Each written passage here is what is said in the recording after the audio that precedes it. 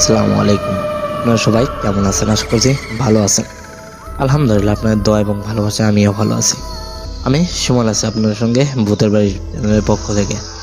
আমি বরাবরের মতো আবারও চলে এলাম আপনাদের মাঝে নতুন আরও একটি গল্প নিয়ে। সেই গল্পটা খুবই ভয়ানক হতে চলেছে, তাই গল্পটা কেউ মিস করবেন না, সবাই আমাদের সঙ্গে থাকুন। আপনারা যেখান থেকে আমাদেরকে গল্পগুলো পাঠিয়ে থাকেন, আমরা সেই গল্পগুলো আপনাদের থেকে কালেক্ট করে সবার মাঝে ছড়িয়ে দেওয়ার চেষ্টা করি। তাই আপনারা আর কেউ দেরি করবেন না। আপনাদের কারোর সঙ্গে কোনো ভয়ানক যদি ঘটনা ঘটে থাকে তাইলে অবশ্যই আমাদের কাছে পাঠিয়ে দিবেন।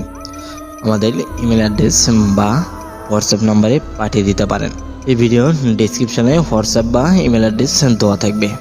আর দেরি করবেন না, এক্ষুনি ফোনটি হাতে নিন এবং ইমেল অ্যাড্রেস বা হোয়াটসঅ্যাপে আপনার সঙ্গে ঘটে যাওয়া ঘটনাটি পাঠিয়ে দিন। আমি আর কথা বাড়াচ্ছি না, সরাসরি মূল ঘটনায় চলে যাই। আমাকে ঠিক যেভাবে ঘটনাটি পাঠিয়েছি আমি ঠিক ওইভাবে আপনাদের মাঝে প্রকাশ করার চেষ্টা করব ইনশাআল্লাহ। আসসালামু আলাইকুম সুমন ভাই, আপনি কেমন আছেন? আশা করছি ভালো আছেন। আলহামদুলিল্লাহ, আপনার দোয়ায় আমিও ভালো আছি। আমার সঙ্গে ঘটে যাওয়া একটি ঘটনা আপনাদের মাঝে তুলে ধরলাম। আশা করছি ঘটনাটি আপনাদের ভালো লাগবে। আমি ঢাকায় থাকি। ঢাকা থেকে একদিন আমার গ্রামের বাড়িতে বেড়াতে গিয়েছিলাম।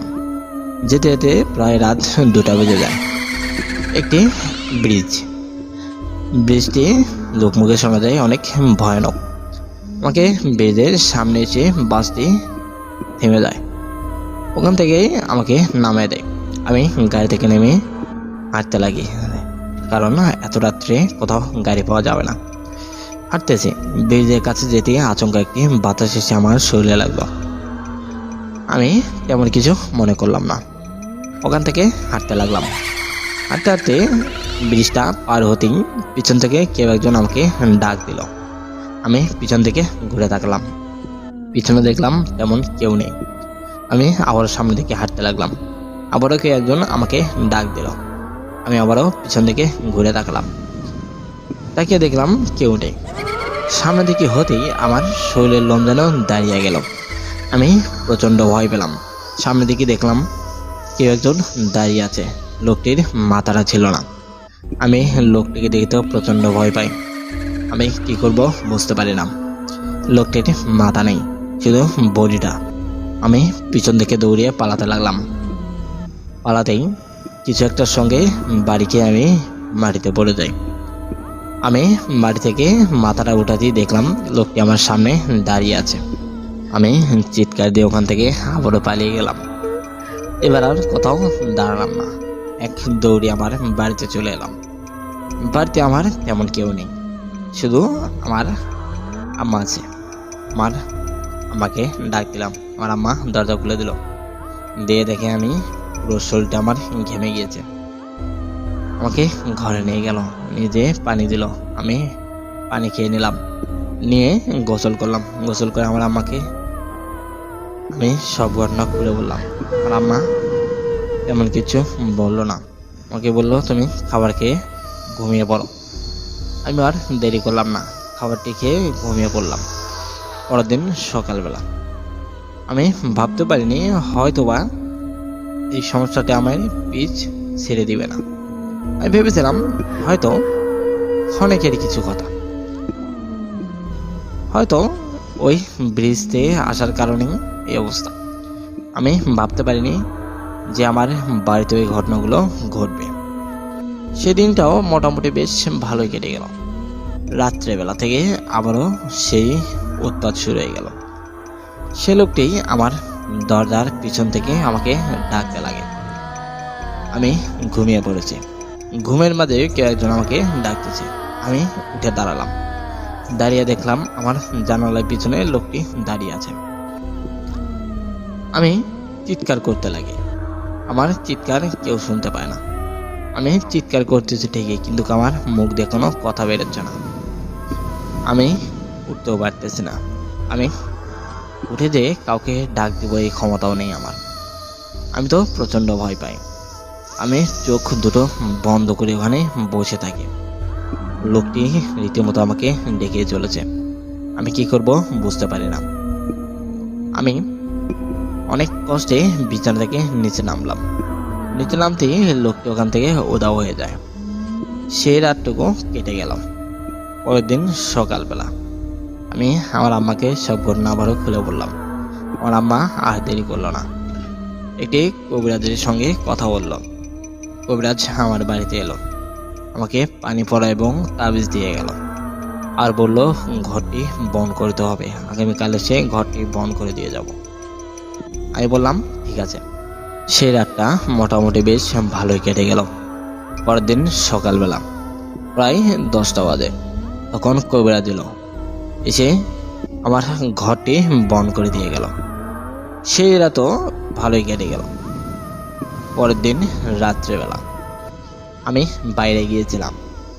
বাইরে সেই লোকটি দাঁড়িয়ে আছে, আমাকে বলতেছে তুই ঘরটি বন্ধ করে মোটেও ভালো কাজ করিসনি, তোকে আমি সুযোগ পেলেই মেরে ফেলবো, তোকে আর কেউ বাঁচাতে পারবে না। আমি ওখান থেকে দৌড়ে ঘরেতে চলে আসি। আমি রীতিমতো সিদ্ধান্ত নিয়ে ফেলি আমি আর ঢাকায় ফেরত যাব না, আমার বাড়িতে থাকবো, আমি ঘরের ভিতর থেকে কোথাও যাব না। এরকম করতে করতে বেশ কিছুদিন কেটে গেল। আমি ঘুমিয়ে পড়েছি। হঠাৎ করে কিছু একটা পড়ার শব্দে আমার ঘুমটা ভেঙে গেল। আমার চোখ দুটো জানালার দিকে চলে গেল। ওখানে দেখলাম কোনো কাটা মুন্ডু দাঁড়িয়ে আছে, শূন্যর উপরে কাটা মুন্ডুটা ভাসতেছে। আমি তো ভয়ে চিৎকার দিয়ে উঠি। আমার চিৎকার যেন পুরো এলাকাটা কেঁপে উঠেছে। আমার আম্মা দৌড়ে আমার কাছে চলে এলো, এসে আমাকে বলল কি হয়েছে।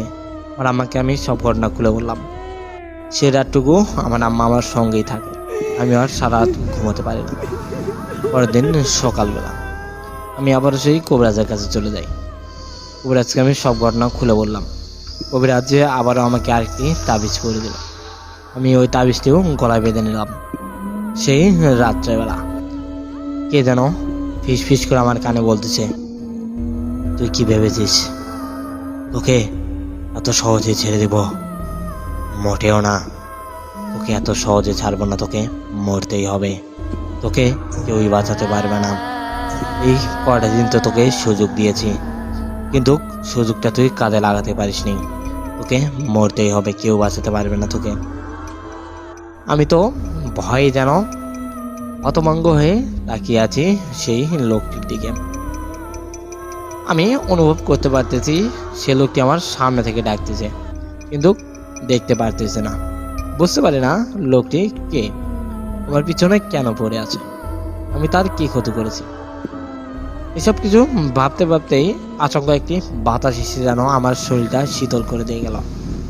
আমি প্রথমে বাতাসটিকে অস্বাভাবিক কিছু মনে করলাম না, ভেবেছিলাম হয়তো বা বাতাস শরীরে লাগতে পারে, ঘরের ভিতরে আসতেই পারে। কিন্তু কিছুক্ষণ পরে আমি একটু অস্বাভাবিক মনে করলাম, কারণ ঘরের ভিতরে জানলা দরজা সব বন্ধ, কেমন করে বাতাস ঢুকবে। আমি তো আরো বেশি ভয় পাই। আমি ওখানে আর থাকি না ভয়ে। পরের দিন সকালবেলায় আমি আবারও ঢাকায় ব্যাক করি, ঢাকায় চলে আসি সেই রাত, এবং সাথে 4 থেকে 5 দিন বেশ ভালোই কেটে গেল। আমি আমার কাজে জয়েন করি, বেশ কিছুদিন বেশ ভালোই কেটে গেল। 5 দিন বা 6 দিন পর থেকে আবারও অস্বাভাবিক কিছু শুরু হয়ে গেল। কে যেন আমাকে ফিস ফিস করে ডাকে রাত্রেবেলা। রাত্রে অফিস থেকে বাড়িতে আসার সময় কে যেন মনে হয় আমার পিছু করতেছে। এরকম করতে করতে আরো বেশ কিছুদিন কেটে গেল।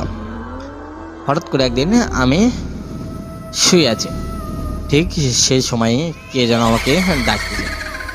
আমি উঠে বললাম, উঠেই পিছন দিকে তাকাতে দেখলাম দেওয়ালটা ভেদ করে কে একজন ভিতরে এলো। সেটা আর কেউ না, সেই লোকটি যার কাল্লাঠি নেই, শুধু ধরটুকু আমার দিকে এগিয়ে আসতেছে। তার গলা দিয়ে যেন রক্ত ফুটিয়ে ফুটিয়ে উঠতেছে, যেমন পানি গরম দিলে যেরকম পানি ফুটিয়ে ওঠে ঠিক ওই রকম ভাবে রক্ত ফুটিয়ে উঠতেছে। লোকটি আমাকে ডাকতেছে। আমি তো প্রচন্ড ভয় পাই, দৌড়ে ঘর থেকে বেরিয়ে আমি চলে আসি। আমার পিছন পিছন সে লোকটিও ঘর থেকে বেরিয়ে আসে। আমি দৌড়তে দৌড়তে একটি মসজিদে যেয়ে উঠি। সেই লোকটি আর মসজিদে ঢুকতে পারে না। আমি দেখলাম সে লোকটি মসজিদে আসতে পারে না। আমি মসজিদে থাকারই সিদ্ধান্ত নেই। অনেক কষ্ট করে মসজিদের খাদেমকে মানিয়ে আমি মসজিদে থাকতে শুরু করি। বেশ কিছুদিন মসজিদে থাকলাম, তারপরে আর মসজিদে আমাকে জায়গা দেয় না। আমি মসজিদ থেকে চলে আসি, এসে অন্য জায়গায় অন্য একটি বাসা নেই। এই বাসাতে বেশ কিছুদিন বেশ ভালোভাবেই কেটে গেল। আমার একটি রুমমেট আছে, তার সঙ্গে আমার বেশ মোটামুটি ভালো সম্পর্ক। আমরা একই অফিসে চাকরি করি। আমি দুইজন অফিস থেকে যখন চলে আসি, আসার সময় তেমন কিছু মনে হয় না, যাওয়ার সময় কিছু মনে হয় না। হঠাৎ করে একদিন রাত্রেবেলা আবারও সেই কান্নার আওয়াজ। আমি ভেবেছিলাম হয়তোবা আমি একাই সে কান্নার আওয়াজ শুনতে পাই, কিন্তু আমার ভাবনাটা পুরোটাই ভুল। আমার সঙ্গে আমার রুমমেটও আমার কান্নার আওয়াজ শুনতে পায়। এরকম করতে করতে আরও বেশ কিছুদিন কেটে গেল। আমি কাউকে কিছু বলি না, আমার সেই রুমমেটও কাউকে কিছু বলে না। এরকম করে আরও বেশ কিছুদিন কেটে গেল। হঠাৎ করে একদিন আমার রুমমেট বলতেছে, ভাইয়া তুমি কি রাত্রে কারো কান্নার আওয়াজ শুনতে পাও?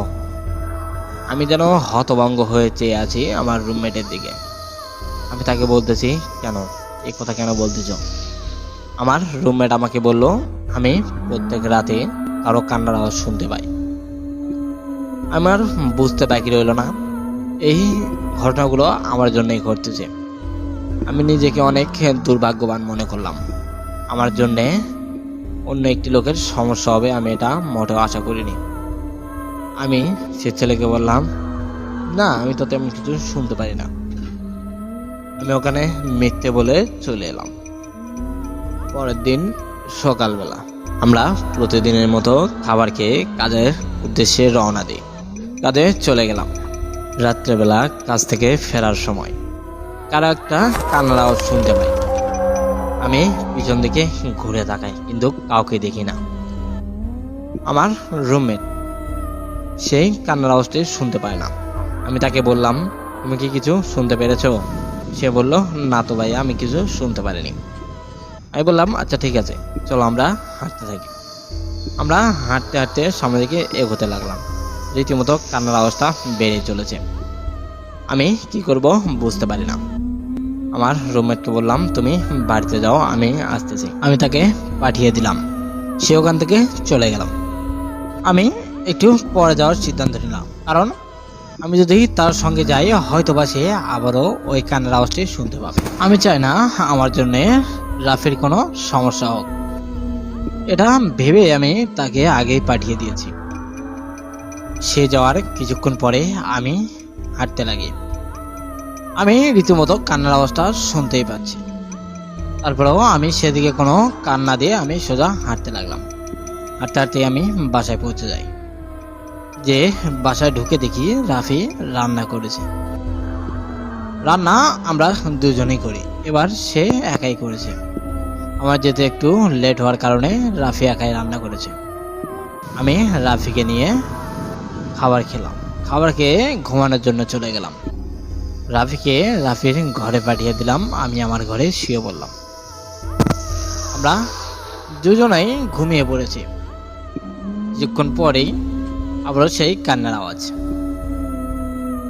কান্না করতেছে আর কে জানি আমাকে ডাকতেছে। আমি তো বুঝতে পেরেছি কে কান্না করতেছে। আমি মনে করেছিলাম রাফি শুনতে পাচ্ছে, ঠিক আছে, কিন্তু ওর অতটা সমস্যা হবে না। কিন্তু আমার ভাবনাটা পুরোটাই ভুল। রাফিও কান্নার আওয়াজ শুনতে পায়। রাফিকে আমি ডাক দিলাম। রাফি আমার রুমে এলো। রাফিকে আমি সবকিছু বললাম। রাফি বললো, হ্যাঁ ভাই, আমিও শুনতে পাচ্ছি।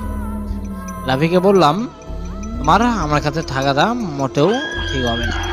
আমি আগামীকালই বাসাটা ছেড়ে দেব। তুমি এখানে অন্য একটি লোক নিয়ে থাকতে পারো। রাফি আমাকে বলল, না, এর কোনো প্রয়োজন নেই, আমরা দুজনে একসাথেই থাকবো। আমি কালকে আপনাকে নিয়ে ভালো একটা কবিরাজের কাছে যাব। আমি প্রথমে রাজি হলাম না, তারপরেও ভেবে দেখলাম একটি কবিরাজ দেখানো যাক, কবিরাজ কি বলে দেখি। তাই বলেই আমি রাফিকে বললাম, আচ্ছা ঠিক আছে। রাফি আমাকে বলল, তুমি এখানে শুয়ে পড়ো, আমিও এখানেই আছি। তাই বলে রাফি আমার কাছেই শুয়ে পড়ল। আমরা দুজনেই আবারও ঘুমিয়ে পড়লাম। পরের দিন সকালবেলা ঘুম থেকে উঠেই হাত মুখ ধুয়ে দুজনে চলে গেলাম কবিরাজের কাছে। কবিরাজ আমাকে বেশ ভালোভাবে দেখলো। দেখে কবিরাজ আমাকে কিছু নিয়মকানুন মানতে বলল। কিছু নিয়মকানুন বলতে রাত্রেবেলা ঘুমানোর আগে অজু করে ঘুমানো, শুধু তাই না, আর কিছু পানি পড়ে দিল, পানি পড়া খেতে বলল, আরেকটি তাবিজ দিয়ে দিল। আমাকে বলল, অবশ্যই তুমি রাত্রে ঘুমানোর আগে অজু করে ঘুমাবে, শরীরটা পাক থাকবে। আমিও হুজুরের কথা মতো নিয়মকানুন মানতে লাগলাম। 2 থেকে 3 দিন বেশ ভালোই কেটে গেল। আমি মনে করেছিলাম আর কোনো সমস্যা হবে না, কিন্তু আমার ভাবনাটা পুরোটাই ভুল। রাফি ঘুমিয়ে গেছে। রাফিকে স্বপ্নে দেখায়। রাফিকে বলল, তুই শান্তি মতো ঘুমাতে পারবি না। তুই যার সঙ্গে যুক্ত হয়েছিস, তুই সব কিছু জানিস, জানা সত্ত্বেও তুই ওকে কেন সাহায্য করতে চাইলি? তোকে আমি কিচ্ছু করব না, তোর সব থেকে প্রিয় জিনিসটা আমি কেড়ে নিব, তোকে আমি ছেড়ে দিব, তুই তিলে তিলে তিলে তিলে মরবি, তুই কষ্ট পেয়ে মরবি, তোকে আমি মারব না, তুই তোর নিজের দোষে মরবি। যদি ভালো চাস তাহলে ওখান থেকে চলে যা, এখানে আর থাকিস না। আর যদি ভালো না চাস তাহলে আমার আর কিচ্ছুই করার নেই, তোর সব থেকে প্রিয় জিনিস আমি কেড়ে নিব আজকে রাত্রেই। ভালো চাইলে তুই কালকে সকালবেলা এখান থেকে চলে যাবি, নাইলে তোর সব থেকে প্রিয় জিনিস আমি কেড়ে নিব। বিষয়টা যেন তোর মাথায় থাকে। রাফি ঘুম থেকে চিৎকার দিয়ে উঠল। আমি দৌড়িয়ে গেলাম রাফির কাছে। রাফির কাছে যেতেই রাফি আমার গলা ধরে কান্না শুরু করলো। রাফি সব ঘটনা আমাকে খুলে বলল। আমি রাফিকে বললাম, হয় তুমি এখান থেকে চলে যাও, নাইলে আমি চলে যাবো এই জায়গা থেকে।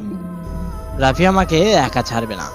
রাফি বলল, যা হবে ওটা পরে দেখা যাবে, আমরা আমাদের মতো চলতে থাকি। পরের দিন সকালবেলা রাফি আবারও আমাকে নিয়ে অন্য একটি কবিরাজের কাছে চলে যায়। কবিরাজ আমাকে দেখে পানি পড়া দেয়, সঙ্গে আরেকটি তাবিজ দেয়। রাফি আমাকে নিয়ে বাড়িতে চলে যায়। আমরা 2 দিন যাবৎ কাজে যাই না। এদিকে মহাজনও ফোন দিচ্ছে। আমরা বাড়িতে চলে আসি। রাফি আমাকে রেখে তার কাজে চলে যায়। রাত্রেবেলা কাজ থেকে আসার সময় তার বাড়ি থেকে ফোন আসে। ফোনের ওপার থেকে তার বড় ভাই কান্না করতেছে। রাফি বলল, কি হয়েছে ভাইয়া, তুমি কান্না করতেছো কেন? রাফির ভাই কান্না করতে করতে বলল, তোর এত স্বাদের 2টা ছাগল আর বেঁচে নেই। রাত্রে খাবার খেয়ে গোয়ালে উঠিয়ে রাখি, কিছুক্ষণ পরেই গোয়ালে যেয়ে দেখি 2টা ছাগল পড়ে আছে। ছাগল 2টা অনেক বড় বড়। রাফি দৌড়িয়ে এলো আমার কাছে, এসে আমার গলা ধরে কান্না শুরু করে। রাফিকে আমি বললাম, কি হয়েছে? রাফি প্রথমে কিছু বলতে চায় না। আমি একটু সন্দেহ করছিলাম, হয়তোবা গতকাল রাতের সেই স্বপ্নে যাকে দেখেছিল ওটাই বাস্তব হয়েছে, হয়তোবা তার কোনো প্রিয় মানুষের কোনো ক্ষতি করেছে। আমার ভাবনাটা কিছুটা ভুল। পরে যেটা শুনলাম, এটা শোনার জন্য আমি মোটেও প্রস্তুত ছিলাম না। রাফি আমাকে বলল, তার প্রিয় ছাগল 2টা নাকি মারা গিয়েছে। রাফিকে আমি বললাম, তুমি তোমার বাড়িতে চলে যাও, কিছু না হলেও ছাগল 2টার জন্য বাড়িতে যাও। রাফি রাত্রেবেলায় তার ব্যাগ গুছিয়ে নেয়, নিয়ে আমাকে বলল, ভাই আপনি ভালো থাকবেন, নিজের খেয়াল রাখবেন, আমি 2 দিনের ভিতরে চলে আসব। তাই বলে রাফিকে আমি গিয়ে বাস স্ট্যান্ডে উঠিয়ে দিলাম। রাফি বাড়িতে চলে গেল, আমি আমার বাসায় চলে এলাম। আমার সঙ্গে রীতিমতো ঘটনাগুলো ঘটেই যাচ্ছে। এরকম করতে করতে আরো বেশ কিছুদিন কেটে গেল। রাফিও বাড়িতে থেকে এখানে চলে এলো। রাফিকে আমি বললাম, তুমি এখন একাই থাকবা, আমি আগামীকালই বাসাটা ছেড়ে দিব, আমি অন্য বাসায় যেয়ে উঠব। রাফি আমাকে বলল, না, আপনি এখানে থাকবেন, আর যদি কোথাও যান তাহলে আমিও যাব। আমি রাফিকে কোনোভাবেই রাজি করাতে পারি না। রাফির সঙ্গে আমার বেশ কিছুদিনের পরিচয়। এর ভিতরেই রাফি আমাকে অনেকটাই ভালোবাসা দিয়েছে। আমার যে কোনো সমস্যায় রাফি সবার আগে এসে দাঁড়িয়েছে। আমি রাফিকে কিভাবে নিরাশ করি? রাফিকে বললাম, আমার সঙ্গে থাকলে তোমার আরো ক্ষতি হবে। রাফি আমার কোনো কথাই শোনে না। রাফি আমাকে বলল, আমার যা ক্ষতি হওয়ার তা হয়েই গেছে। প্রায় 1 লক্ষ টাকা আমার ক্ষতি হয়ে গেছে। এর থেকে বেশি ক্ষতি আর কি হবে? যেটা হবে ওটা দেখা যাবে, কিন্তু আমি আপনাকে একা ছাড়বো না। রাফি আমার কোনো কথাই শুনলো না। রাফিকে আমি নিয়ে ঘুমাতে গেলাম, ঘুমিয়ে পড়লাম। পরের দিন সকালবেলা আমার বাড়ি থেকে কল আসে। ফোনের ওপার থেকে আমার আম্মা আমাকে বলতেছে, ওই তুমি বাড়িতে এসো। আমি বললাম, কেন, কি হয়েছে? আমার আম্মা আমাকে বলল, ওটা তুমি পরে শুনবে, তোমাকে আমি যেটা বলেছি এটা করো, তুমি বাড়িতে এসো। আমি আর দেরি করলাম না, ব্যাগটা গুছিয়ে নিলাম। রাফি আমার সঙ্গে যাওয়ার জন্য প্রস্তুতি নিল। আমি প্রথমে রাফিকে নিয়ে যেতে চাইনি। রাফি রীতিমতো জোরপূর্বক আমার সঙ্গে যেতে চায়। আমি আর কিছু বলি না। রাফিকে নিয়ে দুইজনে আমার বাড়ির দিকে রওনা দিই। বাড়িতে যেতে যেতে প্রায় রাত 10টার মতো বাজে। আমরা সেই ব্রিজের ওপর দিয়ে যাওয়ার সিদ্ধান্ত নিলাম। প্রথমে আমি রাফিকে বললাম, ব্রিজের ওপর দিয়ে যাওয়াটা আমাদের মোটেও ঠিক হবে না।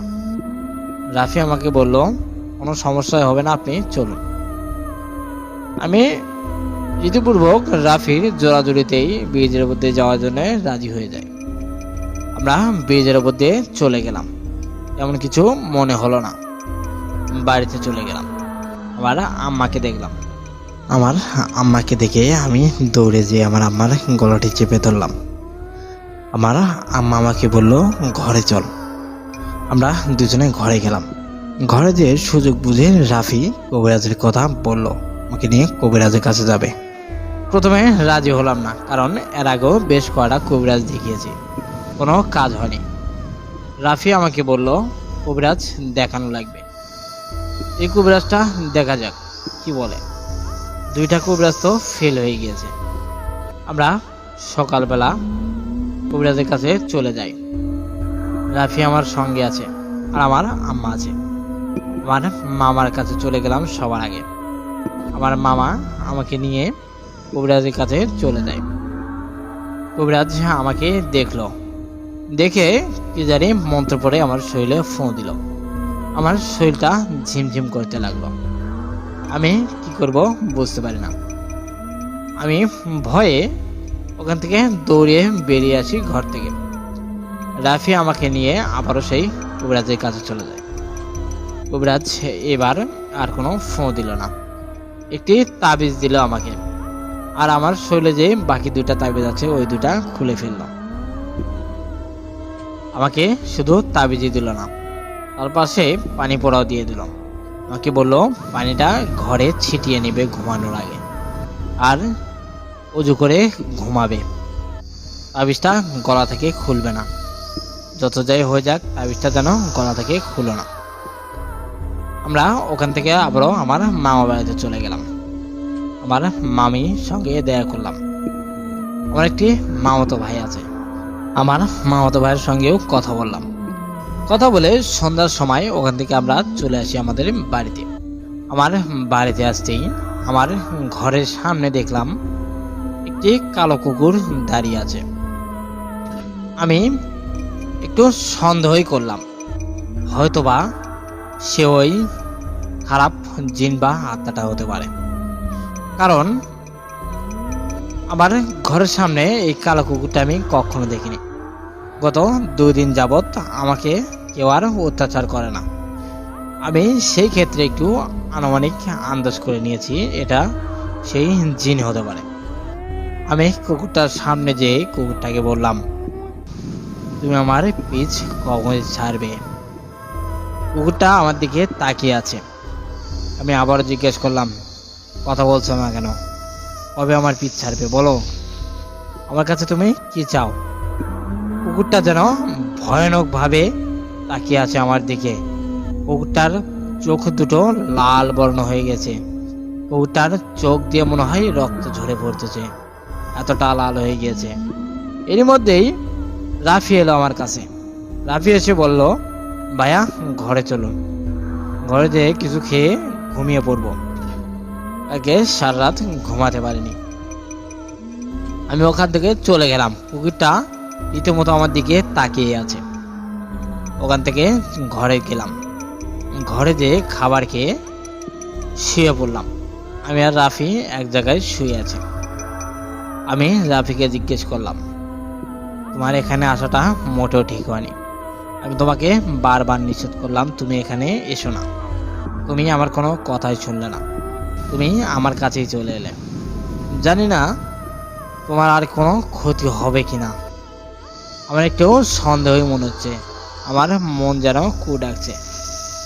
তোমার হয়তো বা আবার কোনো ক্ষতি হতে পারে, কারণ আমার এই সমস্যাটা ঠিক এই জায়গা থেকে শুরু হয়েছিল। আমি এই কারণে তোমাকে আমি এখানে নিয়ে আসতে চাইনি। রাফি আমাকে বলল, আপনি কোনো টেনশন করবেন না, যা হবে ওটা পরে দেখা যাবে, এখন আপনি ঘুমিয়ে পড়েন। আমি রাফিকে বললাম, বিষয়টা আমাদের মোটেও হালকাভাবে নিলে হবে না, কারণ এটা একদিন বা 2 দিনের ঘটনা না, বেশ কিছু মাস ধরে এই ঘটনাটা আমার সঙ্গে ঘটে যাচ্ছে। তাই আমি আশা করব তুমি এখান থেকে চলে যাবে। তুমি এখানে আর থেকো না। আমি চাই না আমার কারণে তোমার আবার কোনো সমস্যা হোক। রাফি আমাকে বলল, এগুলা পরে দেখা যাবে, এখন ঘুমিয়ে পড়েন। তাই বলে আমাকে নিয়ে ঘুমাতে চলে গেলাম। আমি ঘুমিয়ে পড়লাম। ঠিক রাত্রেবেলা কে যেন একজন আমাকে বাইরে থেকে ডাকতেছে। আমি ঘুমের ভিতরে আছি। ঘুমের ভিতরেই আমি বাইরে চলে গিয়েছি। আমি নিজেও জানি না আমি বাইরে গিয়েছি। আমি ভেবেছিলাম হয়তো বা আমি স্বপ্নে দেখতেছি আমি বাইরে যাচ্ছি, কিন্তু এটা যে বাস্তব আমি এটা জানতাম না। বাইরে যেয়ে দেখি একটি লোক দাঁড়িয়ে আছে। সে অন্য কেউ না, ওই লোকটি কাটা মাথা আলা, আর মাথাটি নেই, শুধু ধরটুকু আমাকে ডাকতেছে। আমি লোকটিকে বললাম, তুমি আমার কাছে আবার কেন এসেছো? আমাকে মুক্তি দাও, আমাকে ছেড়ে দাও। লোকটি আমাকে বলল, তোকে তো ছাড়া যাবে না, তোকে মরতেই হবে। তুই পৃথিবীর যে কোনো প্রান্তে যা, আমি তোর পিছু কখনোই ছাড়বো না। তুই যতবার কবিরাজ বা যতবার আলেমকে দেখা, কোনো কাজ হবে না, তোকে মরতেই হবে। আমি কিছুটা ভয় পেয়েছি, কিছুটা মানে বেশ ভালোই ভয় পেয়েছি। আমি ওইসব কথা বলতে বলতেই পিছন থেকে কেউ একজন আমাকে ডাক দেয়। তখনই আমার ঘুমটা ভেঙে যায়। ঘুমটা ভেঙে যাওয়ার সঙ্গে সঙ্গে দেখলাম আমি বাইরে, আর কে আমাকে ডাক দিল। পিছন থেকে ঘুরে দেখি সেটা অন্য কেউ না, রাফি আমাকে ডাক দিয়েছে। আমি রাফিকে বললাম, তুমি এত রাত্রে বাইরে কেন? রাফি আমাকে বলল, আপনি বাইরে কেন? ঘরের ভিতরে চলুন। তাই বলে রাফি আমাকে নিয়ে ঘরের ভিতরে চলে গেলাম। আমি রাফিকে কিচ্ছু বললাম না, শুধু শুধু টেনশন করবে। রাফিকে বললাম, কিচ্ছু হয়নি আমার, আমি একটু বাইরে গিয়েছিলাম, ভালো লাগতেছে না ঘরে, এই কারণে। রাফিও আর কিছু বলল না। রাফি আমাকে বলল, আপনি ঘুমিয়ে পড়েন, আমি একটু পরে ঘুমাবো। আমি রাফিকে বললাম, তুমি আগে ঘুমিয়ে পড়ো। রাফি আমাকে বলল, না আপনি আগে ঘুমিয়ে পড়েন। আমি আর দেরি করলাম না, আমি শুয়ে পড়লাম। শোয়ার কিছুক্ষণের মধ্যে আমার ঘুম এসে গেল। পরের দিন সকালবেলা রাফিকে নিয়ে আমি ঢাকায় রওনা দিই। রীতিমতো ঢাকায় চলে আসি। ঢাকায় চলে আসার পরে থেকে শুরু হয় আবারও সেই অত্যাচার। প্রত্যেক দিন সেই কান্নার আওয়াজটি আমি শুনতে পাই। কে জানে আমাকে ডাকে। সবকিছু এখন শুধু আমি শুনতে পাই, রাফি শুনতে পায় না। আমি রাফিকে তেমন কিছু বলিও না। রাফি যখনই আমার সঙ্গে ঘুমাতে যায় তখনই সেই কান্নার আওয়াজটি শুনতে পাই। পরের দিন আমি আর রাফি একসঙ্গে কাজে যাই। রাত্রেবেলা কাজ থেকে ফেরার সময় রাফি আমার সঙ্গে হেঁটে যাচ্ছে। আমরা কথা বলতেছি আর হাঁটতেছি। পিছন থেকে কে জানে কান্না করতেছে। রাফি আমাকে বলল, ভাইয়া আপনি কারো কান্নার আওয়াজ শুনতে পাচ্ছেন? আমি রাফিকে বললাম, না, কোনো কান্নার আওয়াজ তো শুনতে পাচ্ছি না। রাফি আমাকে বলে, তাইলে হয়তো আমার মনের ভুল, আমি তো কান্নার আওয়াজটা শুনতেই পাচ্ছি। কিন্তু আমি রাফিকে কিচ্ছু বলিনি, কারণ আমি যদি রাফিকে বলতাম হ্যাঁ আমি কান্নার আওয়াজ শুনতে পাচ্ছি, তাহলে রাফি হয়তোবা ভয় পেত। আমি কিছুই বললাম না। রাফি মনে করেছে হয়তোবা তার মনের ভুল। রাফি আর কিছু বলল না। আমরা এগোতে লাগলাম। রীতিমতো কান্নার আওয়াজটা বেড়ে চলেছে। আমি রাফিকে আবারও বললাম, তুমি চলে যাও, আমি একটু কাজ আছে, আমি একটু পরে যাচ্ছি। রাফি আমাকে বললো, আচ্ছা ঠিক আছে, আপনি তাড়াতাড়ি আসেন, আপনার শরীরটা এমনিতেই ভালো না। রাফিও কিছুটা সন্দেহ করেছে। রাফি চলে গেল। আমি ওখানে দাঁড়িয়ে আছি, কান্নার আওয়াজটা শোনাই যাচ্ছে। কিছুক্ষণ পরে আমিও ওখান থেকে রওনা দিলাম বাড়ির দিকে। বাসাতে চলে গেলাম। যে দেখি রাফি এখনো ঘুমায়নি। আমি রাফিকে বললাম, কি ব্যাপার, তুমি ঘুমাওনি? রাফি আমাকে বলল, না, আপনি বাইরে আছেন, আমি কেমনে ঘুমাবো? আমি রাফিকে বললাম, তুমি ঘুমিয়ে পড়ো।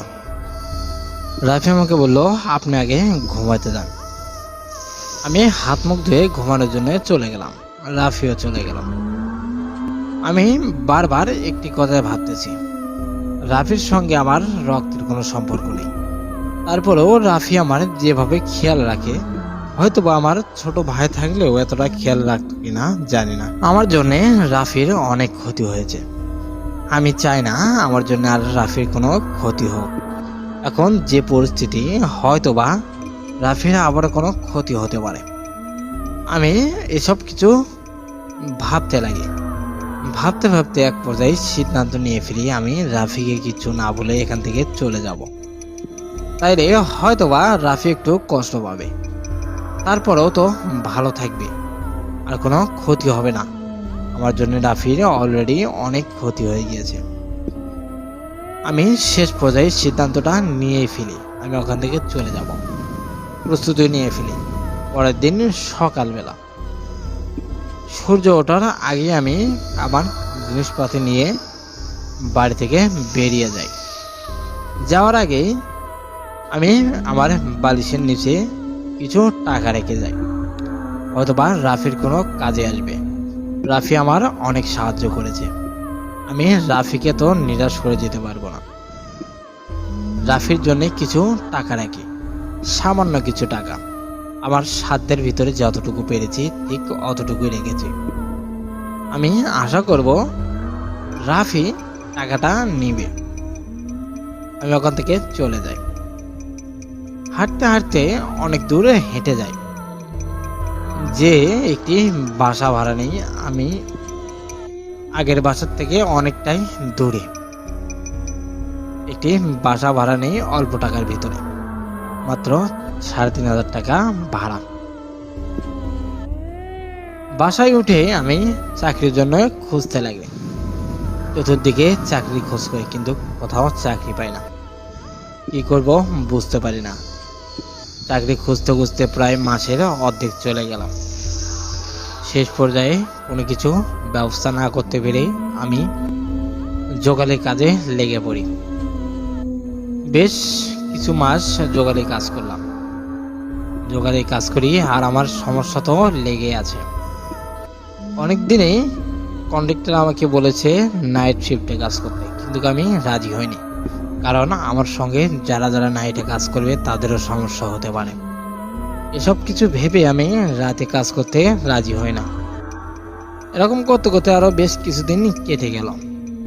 আমি একদিন কাজ থেকে এসে শুয়ে পড়েছি। হঠাৎ করে কেউ একজন আমার স্বপ্নে আসে। এসে আমাকে বলল, তুই বেশ ভালোই আছিস তাই না? ভালো থাক। ভালো থাকা ভালো, কিন্তু অতিরিক্ত ভালো থাকা ভালো না। এতটুকু বিষয় মাথায় রাখিস। তুই হয়তোবা বিশ্বাস করতে পারবি কিনা জানি না, এক এক করে তোর প্রিয় মানুষগুলো সবাই হারিয়ে যাবে, তুই কাউকে খুঁজে পাবি না। তাই বলেই সে লোকটি ওখান থেকে চলে যায়। আমারও ঘুমটা ভেঙে যায়। আমি সবার আগে মাথায় এলো রাফির কথা। রাফিকে আমি একা রেখে এসেছি, জানি না রাফি কেমন আছে। সেই বাসারই মালিকের নাম্বার আছে আমার কাছে। আমি মালিকের কাছে ফোন দিই। মালিক ফোনটা রিসিভ করে। আমি প্রথমে সালাম দিলাম। সালাম দিয়ে রাফির কথা জিজ্ঞেস করলাম। রাফির কথা জিজ্ঞেস করতেই লোকটি যেন নীরব হয়ে গেল। লোকটি কেন কথা বলে না। আমি আবার জিজ্ঞেস করলাম, কি হলো, আপনি কথা বলতেছেন না কেন? রাফি কই? রাফিকে একটু দেন তো, আমি একটু কথা বলবো। লোকটি ভাঙা কণ্ঠে বলল, রাফি স্ক্রিন করেছে। আমি কথাটা শুনে যেন আকাশ থেকে পড়লাম। আমি চলে এসেছি বেশ কিছুদিন হয়েছে, এই ভিতরে এত কিছু কিভাবে ঘটে গেল? আমি লোকটিকে বললাম, কবে স্ক্রিনিং করেছে? লোকটি আমাকে বলল, তুমি যাওয়ার পরের দিনই রাফিক কাজে যাচ্ছিল। কাজে যাওয়ার সময় একটি ট্রাক এসে তাকে চাপা দেয়। আমি বললাম, রাফির এখন কি অবস্থা? লোকটি বলল, রাফিকে তার বাড়িতে নিয়ে গিয়েছে, এখন মোটামুটি মনে হয় একটু সুস্থ, তবে হাঁটতে পারে না ঠিক মতো এখনো। রাফির কথা শুনে যেন আমি কান্নায় ভেঙে পড়লাম। আমি আমাকে আর ধরে রাখতে পারি না। আমি ওখানে বসে পড়লাম। বারবার শুধু রাফির কথাই মনে হচ্ছে। আমি যেতে চাই কিন্তু যেতে পারি না, কারণ আমি ওখানে যদি যাই তাহলে রাফির আরো সমস্যা হতে পারে। এসব নানান দিকে চিন্তা ভাবনা করে আমি রাফির কাছে আর গেলাম না। রাফির সঙ্গে যোগাযোগ করতে পারতেছি না। আমি কিছুদিন পর পর আমার ওই বাসার মালিকের কাছে ফোন দিই। ফোন দিয়ে তার কাছ থেকে রাফির খোঁজ খবর নেই। এরকম করতে করতে আরো বেশ কিছু মাস কেটে গেল। হঠাৎ করে একদিন খবর এলো রাফি নাকি মারা গিয়েছে। আমি তো আর নিজেকে কন্ট্রোল করতে পারলাম না।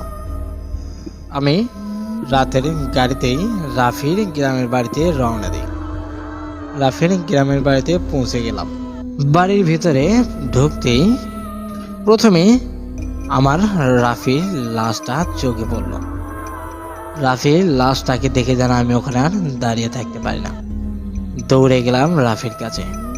রাফির মুখটা দেখতেই আমার পুরো শরীরটা যেন ঘেমে গিয়েছে। রাফির কথা বারবার মনে পড়ছে। বারবার মনে হচ্ছে রাফি যেন আমার পিছনেই দাঁড়িয়ে আছে। আমি কি করব বুঝতে পারি না। আমার মাথা যেন কাজ করা বন্ধ করে দিয়েছে। আমার শরীরটা যেন ছেড়ে দিয়েছে। আমার হাত পায়ে যেন এতটুকু শক্তি নেই। আমি ওখানে দাঁড়িয়ে থাকতে পারি না, ওখানেই বসে পড়ি। রাফিকে যতই দেখতেছি ততই যেন আমার শরীরের ভিতরটা কেঁপে উঠতেছে। আমার জন্য রাফির আজ এই হাল। আমার জন্য রাফিকে মরতে হলো। আমি রাফির মায়ের কাছে ক্ষমা চাইলাম। রাফির মা আমাকে বলল, এখানে তো তোমার কোনো দোষ নেই, সে রোড স্ক্রিনিংয়ে এই অবস্থা হয়েছে। বেশ কিছু মাস ভালোই কেটে গেছে। হঠাৎ করে আগামীকাল রাত্রেবেলা রাফি চিৎকার দিয়ে ওঠে। আমরা দৌড়ে রাফির কাছে যাই, যে দেখি রাফি নিচে পড়ে আছে। রাফি আর কথা বলতেছে না। পরে শুনলাম রাফি মারা গিয়েছে। আমরা আর কি করব? আমি আর আমার ছেলেকে কখনো দেখতে পারবো না। রাফির মায়ের মুখে এরকম কথা শুনে আমি যেন আকাশ থেকে পড়লাম। রাফির আম্মাকে বললাম, আপনার কোনো টেনশন নেই, আমি যতদিন বেঁচে আছি আপনি আর কোনো চিন্তা করবেন না। আমাকে রাফির মতোই আপনার একটি সন্তান ভেবে নেবেন। আপনার ভরণ পোষণের সমস্ত দায়িত্ব এখন থেকে আমার। আমি রাফিকে সাথে থেকে কবর দিলাম। কবর দিয়ে 2 থেকে 3 দিন পরে আবার আমি ঢাকায় ব্যাক করি। ঢাকায় এসে বারবার রাফির কথাই মনে হয়। আমার মনে হচ্ছে রাফি যেন আমার সামনেই দাঁড়িয়ে আছে। আবার মনে হচ্ছে রাফি আমাকে ডাকতেছে। আমি কি করব বুঝতে পারি না। আমি এসব কিছু ভাবতে ভাবতেই ওখানে ঘুমিয়ে পড়ি। আমি স্বপ্নে দেখলাম সে লোকটি আবার আমার সামনে এসেছে। আমি লোকটিকে দেখেই চোখের পানি আর ধরে রাখতে পারি না, ওখানে কেঁদে ফেললাম। কাঁদতে কাঁদতে লোকটিকে বলতেছি, আমার জীবন থেকে তো তুমি সব কিছু কেড়ে নিয়েছো, আর কি কেড়ে নেওয়ার বাকি আছে? আমাকে দয়া করে মুক্তি দাও। আমি কথা দিচ্ছি আমি আর কোনোদিনও আমার গ্রামে ফিরে যাব না। আমাকে মুক্তি দাও। তুমি রাফিকেও আমার কাছ থেকে কেড়ে নিয়েছো। আমার কোনো ভাই ছিল না, রাফিকে আমি আমার ছোট ভাইয়ের মতো দেখতাম, তুমি তাকেও কেড়ে নিয়েছো। রাফির এত বড় ক্ষতি করেছো। আমাকে মুক্তি দাও। আমি আর কখনো আমার গ্রামে যাব না। হয় মুক্তি দাও, নাইলে আমাকে মেরে ফেলো। লোকটি ওখানে কোনো কথা বলে না, ওখান থেকে চলে গেল। তারপর থেকে বেশ কিছুদিন কেটে গেল, আমার সামনে আর পড়ে না।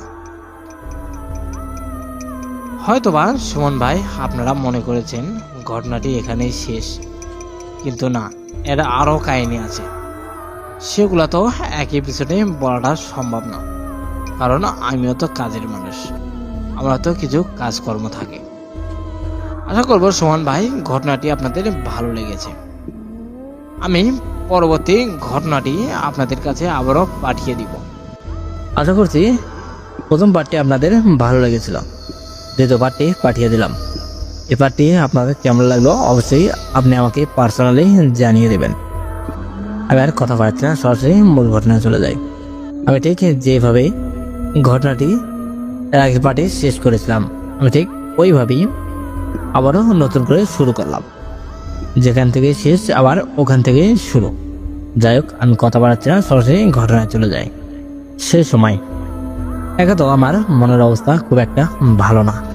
তাই ভিতরে আবারও রাফির মৃত্যুর সংবাদটি শুনে আমি যেন পুরোটাই ভেঙে পড়েছি।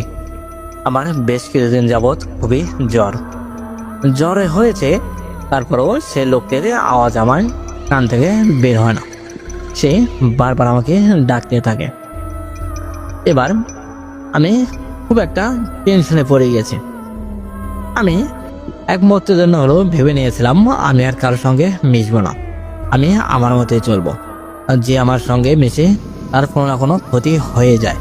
যেমন রাফি, প্রথম দেখে তার খুবই শখের ছাগল দুটা মারা গেল, তারপরেও রাফি নিজেই মারা গেল। বিষয়টা একটু ভাবার মতোই। আমি একা একা চলতে শুরু করলাম। কাজে যাই, কাজ থেকে চলে আসি, কার সঙ্গে খুব একটা মিশি না। এরকম করে আরো বেশ কিছুদিন কেটে গেল। সেই সময় আমার বাড়ির থেকে আবারও কল এলো।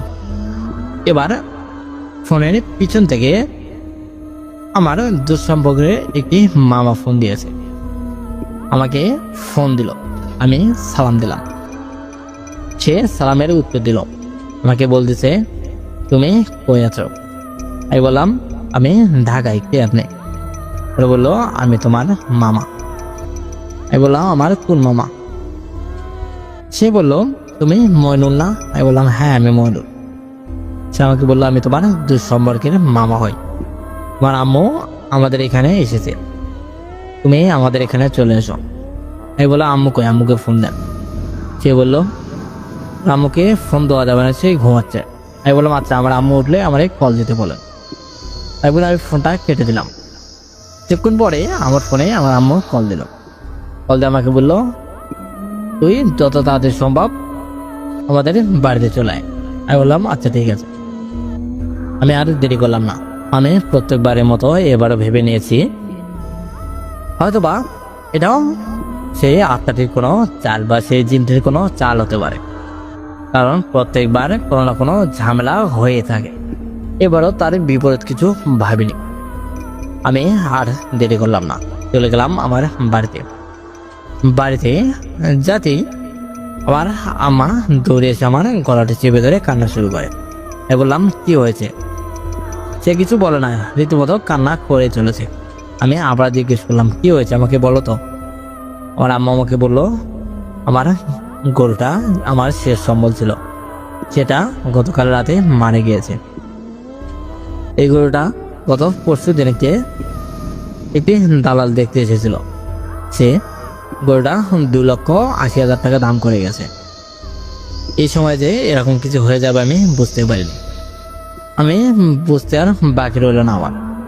আমি ভাবলাম হয়তোবা সেই জিনটির কাজ, হয়তোবা না, সত্যি সেই জিনটির কাজ। সে আমার পিছু কবে ছাড়বে? আমি তো এই টেনশনে আবারও অসুস্থ হয়ে পড়েছি। এত অসুস্থতার পরেও সে আমার সামনে আসতে দ্বিধাবোধ করে না। আমাকে যেন মারাটাই তার মূল টার্গেট। আমাকে একেবারে মেরে ফেলবে না, আমাকে তিলে তিলে মারবে। সে আবার আমার সামনে এলো ঠিক রাত্রেবেলা আমি যখন ঘুমিয়ে পড়েছি। আমার স্বপ্নে এলো, এসে আমাকে জিজ্ঞেস করতেছে কিরে কেমন লাগতেছে তোর?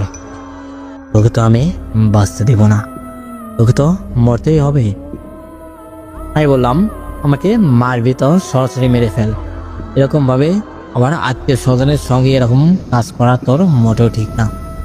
তোর শত্রুতা আমার সঙ্গে, তুই আমাকে মারবি, ওদের সঙ্গে কেন? সে আবার আমাকে বলল এটাই তো খেলা, খেলাতে কে হারবে আর কে জিতবে এটা প্রথমে বোঝা যায় না। এটাও ঠিক ওই রকম। আমি তোকে মারবো না, তোকে তীরে তীরে কষ্ট দিয়ে মারবো। তোকে সরাসরি মারা আমার কোনো প্রয়োজন নেই। এভাবে তোকে মারবো, তুই চিন্তায় চিন্তায় মরবি, তুই অভাব অনটনে মরবি, তোকে কোথাও কেউ জায়গা দিবা না, সেই ব্যবস্থা করবো আমি। আমি সে লোকটিকে বললাম তোর যত যা করার আমার সঙ্গে কর। তাই বলতেই আমি ঘুম থেকে লাফিয়ে উঠেছি। উঠে দেখি আমার সামনে কেউ নেই, আমার পুরো শরীরটা ঘেমে গিয়েছে। আমি রীতিমতো প্রচণ্ড ভয় পেয়েছি।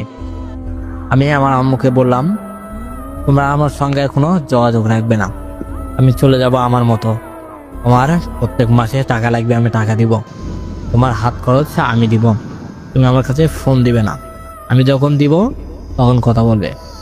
আমার আম্মু আমার কথায় কিছুটা কষ্ট পেল আর কিছুটা অবাক হলো। আমার আম্মু আমাকে বলতেছে কি হয়েছে তোর, শরীরটা কি বেশি খারাপ? এসব কথা কেন বলতেছিস? আমি আমার আম্মুকে বললাম এত কিছু তোমার বুঝতে হবে না, আমি তোমাকে যেটা বলেছি ঠিক ওটাই করো। তাই বলে আমি ওখান থেকে চলে যাই। আমার মনটাও খারাপ। আমার আম্মুর সঙ্গে এরকম ব্যবহার করাটা আমার মোটেও ঠিক হয়নি। আমি কোনোদিন আমার আম্মুর সঙ্গে এরকমভাবে কোনো খারাপ ব্যবহার করিনি। এবারে প্রথম আমাকে বাধ্যতামূলক করতেই হলো। আমি ওখান থেকে চলে গেলাম আমার ঘরে। একটু পরে আমার মামা এলো, এসে আমাকে জিজ্ঞেস করলো কি হয়েছে তোর, এরকম কেন করতেছিস তুই? জানিস তোর আম্মু কতটা কষ্ট পেয়েছে? আমি আমার মামাকে বললাম আমি জানি, এছাড়া আমার কোনো উপায় নেই।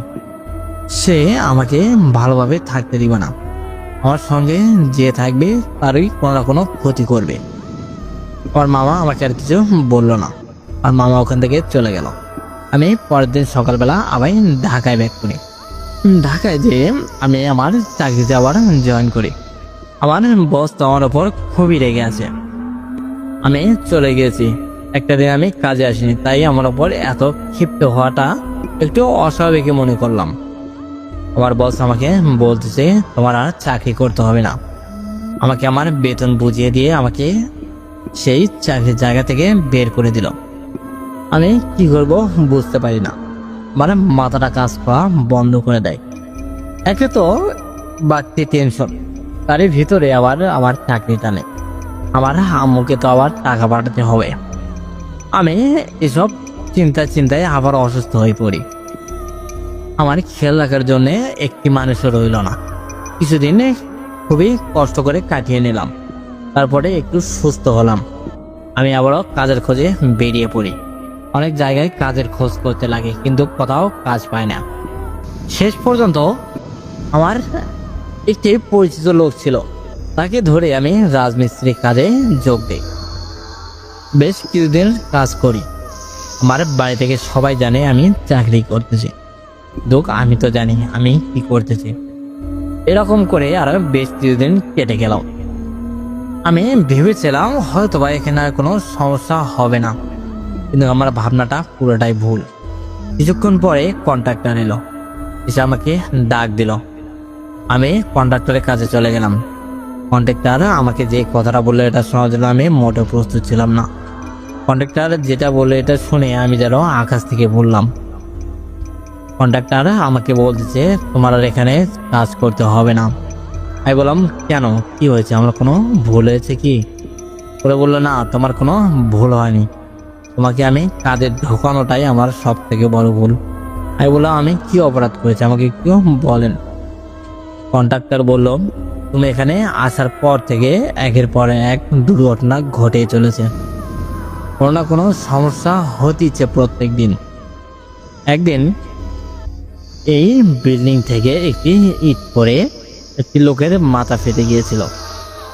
আবার একদিন একটি শ্রমিক দোতলা থেকে নিচে পড়ে গিয়েছিল, তাদের তেমন কোনো ক্ষতি হয়নি, কিন্তু তুমি আসার পর থেকে এই ঘটনাগুলো ঘটে চলেছে। তোমার এখানে আর কাজ করতে হবে না, তুমি এখান থেকে চলে যাও। আমি আর কি করব, বাধ্যতামূলক আমাকে ওখান থেকে চলে আসতে হলো। আমি ওখান থেকে চলে এলাম। এসে কি করব বুঝতে পারি না। আমি আবারও আমার কাজের খোঁজে বেরিয়ে পড়লাম। কিছুদিন ঘোরার পরে একটি চাকরি পেয়ে গেলাম, এবার একটি রেস্টুরেন্টে চাকরি। আমি ভেবেছিলাম হয়তোবা চাকরিটা বেশ ভালোই হবে, এবারে আমার ভাবনাটা পুরোটাই ভুল। বেশ কিছুদিন চাকরি করলাম। আমার একটি কলিগ ছিল, সেও আমাকে প্রচন্ড ভালোবাসতো, সব সময় আমার সঙ্গেই কথা বলতো, আমার সঙ্গে থাকার সিদ্ধান্ত নিল সে। আমি তাকে রাখতে রাজি হইনি। অনেক রিকোয়েস্টের পরে আমি তাকে বললাম তুমি যদি আমার কাছে থাকো তাইলে তোমাকে আমার থেকে সব সময় দূরে থাকতে হবে। সে আমাকে বললো কেন, কি হয়েছে? আমি বললাম সব কথা কি তোমাকে বলতে হবে? সে আর কোনো কথা বললো না, ওখান থেকে চলে গেলাম। কিছুক্ষণ পরে আমি আমার কলেজকে ডাক দিলাম। আমার কলেজটির নাম ছিল রুবেল। রুবেলকে ডাক দিলাম, রুবেল আমার কাছে এলো। আমি রুবেলকে বললাম তুমি কালকে আমার কাছে থাকবে, কিন্তু আমি দুইটা রুম নিয়ে থাকি, একটা রুমে তুমি থাকবে, একটা রুমে আমি থাকবো। রুবেল বললো আচ্ছা ঠিক আছে। পরের দিন সকালবেলা রুবেল তার ব্যাগটা গুছিয়ে নিয়ে আমার বাসাতে চলে আসে। রুবেলের সঙ্গে আমার কন্ট্যাক্ট হয় 50-50। বাসার অর্ধেক টাকা ও দিবে, অর্ধেক আমি দিব, আর খাবারটা বাইরে থেকে খেয়ে নিব, কারণ আমি খুব একটা রান্না করতে পারি না, সেও রান্না করতে পারে না। আমরা প্রতিবারের মতো কাজে চলে যাই, সকালবেলা একসঙ্গে যাই, রাত্রেবেলা একসঙ্গে আসি। বেশ কিছুদিন বেশ ভালোই কেটে গেল। প্রায় 4 মাস যাবৎ আমার সঙ্গে এই ঘটনাগুলো ঘটে যাচ্ছে। এবার যেন পরিস্থিতিটা একটু পাল্টে গিয়েছে। গত 4 দিন যাবৎ আমার সঙ্গে আর কোনো খারাপ কিছু হয় না, আমাকে আর কেউ ডাকেও না। বেশ 4 থেকে 5 দিন ভালোই কেটে গেল। তারপর থেকে আবারও শুরু হলো সেই অত্যাচার, আবারও আমাকে কেউ ডাকতে থাকে, কিন্তু এবার একটু বিপরীত। সেই রুবেল আমার সঙ্গে থাকে, অথচ সে কিছু শুনতে পায় না। আমি একদিন তাকে জিজ্ঞেস করলাম আচ্ছা তুমি যে আমার সঙ্গে থাকো, তোমাকে কেউ কি কখনো ডাকে বা তোমার অদ্ভুত কিছু মনে হয়? সে আমাকে বলল না, আমার তো তেমন কিছু মনে হয় না, কেউ তো আমাকে ডাকেও না, এরকম কোনো অনুভূতি হয় না। আচ্ছা তুমি কিছু মনে করো না, তাই বলে আমি ওখান থেকে চলে এলাম। রাত্রেবেলা বাসায় যাওয়ার সময় দুজনে গল্প করতেছি আর যাচ্ছি, এর ভিতরেই কেউ একজন আবার আমাকে পিছন থেকে ডাকতেছে। আমি বিষয়টা খুব একটা হালকাভাবে নিলাম না। আমি রুবেলকে বললাম আচ্ছা তুমি আগে আগে যাও, আমি পরে আসতেছি, তাই বলে রুবেলকে আমি পাঠিয়ে দিলাম। কিছুক্ষণ পরে আমি চলে গেলাম, কারণ আমি একটু সন্দেহ করেছিলাম হয়তোবা রাফির সঙ্গে যে ঘটনাগুলো ঘটে গিয়েছে রুবেলের সঙ্গেও তো ঘটতে পারে। এরকম করে আর বেশ কিছুদিন কেটে গেল। আমি একটি কুবরাজকে দেখার সিদ্ধান্ত নেই, কিন্তু এই কথাটা শুধু আমি জানবো, আর কেউ না। আমি কয়েকদিন সকালবেলা কাছ থেকে মালিকের থেকে ছুটি নিয়ে চলে আসি। এসেই একটি ভালো হুজুরের সঙ্গে দেখা করি। হুজুরকে আমি সব ঘটনা খুলে বলি। হুজুর আমার ঘটনাগুলো শুনে আমাকে যে কথাটা বললো এটা শোনার জন্য আমি মোটেও প্রস্তুত ছিলাম না। হুজুর আমাকে বলল, শোনো, তোমাকে আমি একটা কথা বলি, খুবই মনোযোগ দিয়ে শুনবে। আমি বললাম, ঠিক আছে, আপনি বলুন। হুজুর আমাকে বলল, তোমার সঙ্গে রীতিমতো যে ঘটনাগুলো ঘটে যাচ্ছে এটা খুব একটা ভালো লক্ষণ না। এই রোগের রোগী যারা আছে তারা হয় মারা যায়, নাইলে তার সারা জীবনে এই অত্যাচারগুলো সহ্য করা লাগে। তুমি কি করবে আমি এটা জানি না, তোমাকে আমি একটি সাজেশন দিতে পারি। সেটা কি, সব সময় পাক পবিত্র হয়ে থাকবে, না পাক অবস্থায় বাইরে কোথাও যাবে না। এই বিষয়গুলো সবসময় মাথায় রাখবে। হয়তোবা কিছুটা কম হলেও হতে পারে, কিন্তু তোমার চিকিৎসা করার মতো শক্তি আমার নেই। আমি ওখান থেকে নিরাশ হয়ে ফিরে এলাম। পরদিন তো কাজে যেতেই হবে। আমি পরদিন থেকে আবার কাজে যোগ দিলাম। 1 মাসের মতো ভালোই কাজ করলাম। তারপর থেকে আমার কলিগ উল্টোপাল্টা কথা বলে। বেশিরভাগ সময়ই দেখতাম মুখ গোমরা করে দাঁড়িয়ে থাকে। আমি রুবেলকে বললাম, আচ্ছা রুবেল, তুমি আমাকে একটি কথা বলো তো। রুবেল বলল, হ্যাঁ ভাই, কি হয়েছে বলুন। আচ্ছা, তুমি যে সব সময় মুখ গোমরা করে থাকো, কি হয়েছে তোমার? না তো ভাই, আমার তো কিছু হয়নি। না, তোমার তো কিছু একটা হয়েছে, তাছাড়া তুমি এরকম করে থাকো কেন? না ভাই, আপনার মনের ভুল, আমার কিচ্ছু হয়নি।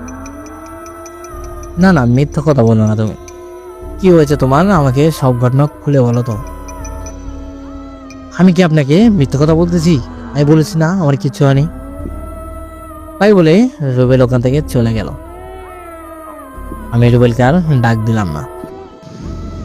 আমি একটু সন্দেহ করেছি হয়তোবা তা আমার কিছু প্রভাব তার উপরে পড়েছে, তাই রুবেল এই অবস্থা করতেছে। আমি ওখান থেকে চলে যাওয়ার সিদ্ধান্ত নেই। আমি রুবেলকে সব ঘটনা খুলে বললাম। সব ঘটনা বলতে আমার সঙ্গে যে সমস্যাগুলো হয় এগুলো বলিনি, তাকে আমি বলেছি, রুবেল, তোমাকে একটি কথা বলে, তুমি কিছু মনে নিও না। হ্যাঁ ভাই, কি হয়েছে বলুন। আমি আগামীকাল বাসাতেই ছেড়ে দিচ্ছি। আমি এখান থেকে চলে যাব। এখানে তোমার একাই থাকতে হবে, কখনো সমস্যা হবে না তো? কেন ভাই, কেন চলে যাবেন আপনি? আমার কি কোনো ভুল হয়েছে? না না, কি বলো, তোমার ভুল হবে কেন? আমার একটু সমস্যার কারণে এখান থেকে চলে যাচ্ছি। আমি অন্য একটি বাসা দেখেছি, ওখানে যাবো। ছোট্ট একটি বাসা, আর এখানে তো অনেক টাকা বাসা ভাড়া দেওয়া লাগে। আমার এখন যে পরিস্থিতি, এতে এত টাকা বাসা ভাড়া দেওয়া সম্ভব না। তাই অন্য একটি বাসা নিয়েছি, সস্তা একটি বাসা নিয়েছি, মাত্র 4000 টাকা ভাড়া। এটি মোটামুটি আমার কেটে যাবে, একা না চলে যাবে। আচ্ছা ঠিক আছে ভাই, আপনি যদি ওখানে যেয়ে ভালো থাকেন তাহলে তো আমার কোনো সমস্যা নেই, আর আমি চাইলেও তো আপনাকে আটকাতে পারবো না। আপনি যান, ভালো থাকবেন। তাই বলেই রুবেল ওখান থেকে চলে গেলাম।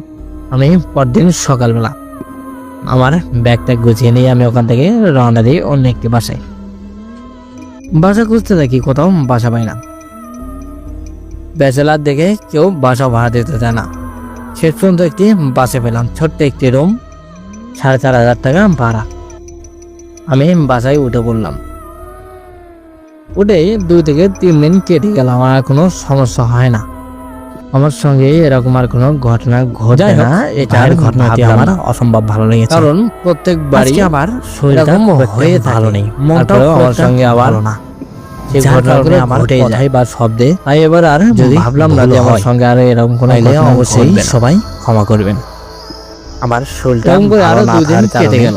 4 দিন পরে গতকাল আপনাদের মাঝে ভিডিও দিতে পারিনি, আওয়াজ আমি কথা বলছি না, অন্যরকম।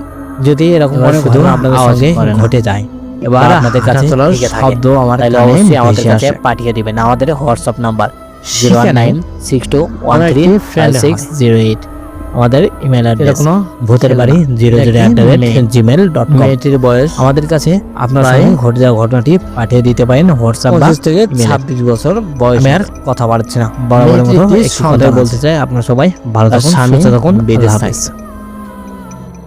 সে আমার সঙ্গে মাঝে মধ্যে কথা বলতো। কি তুমি?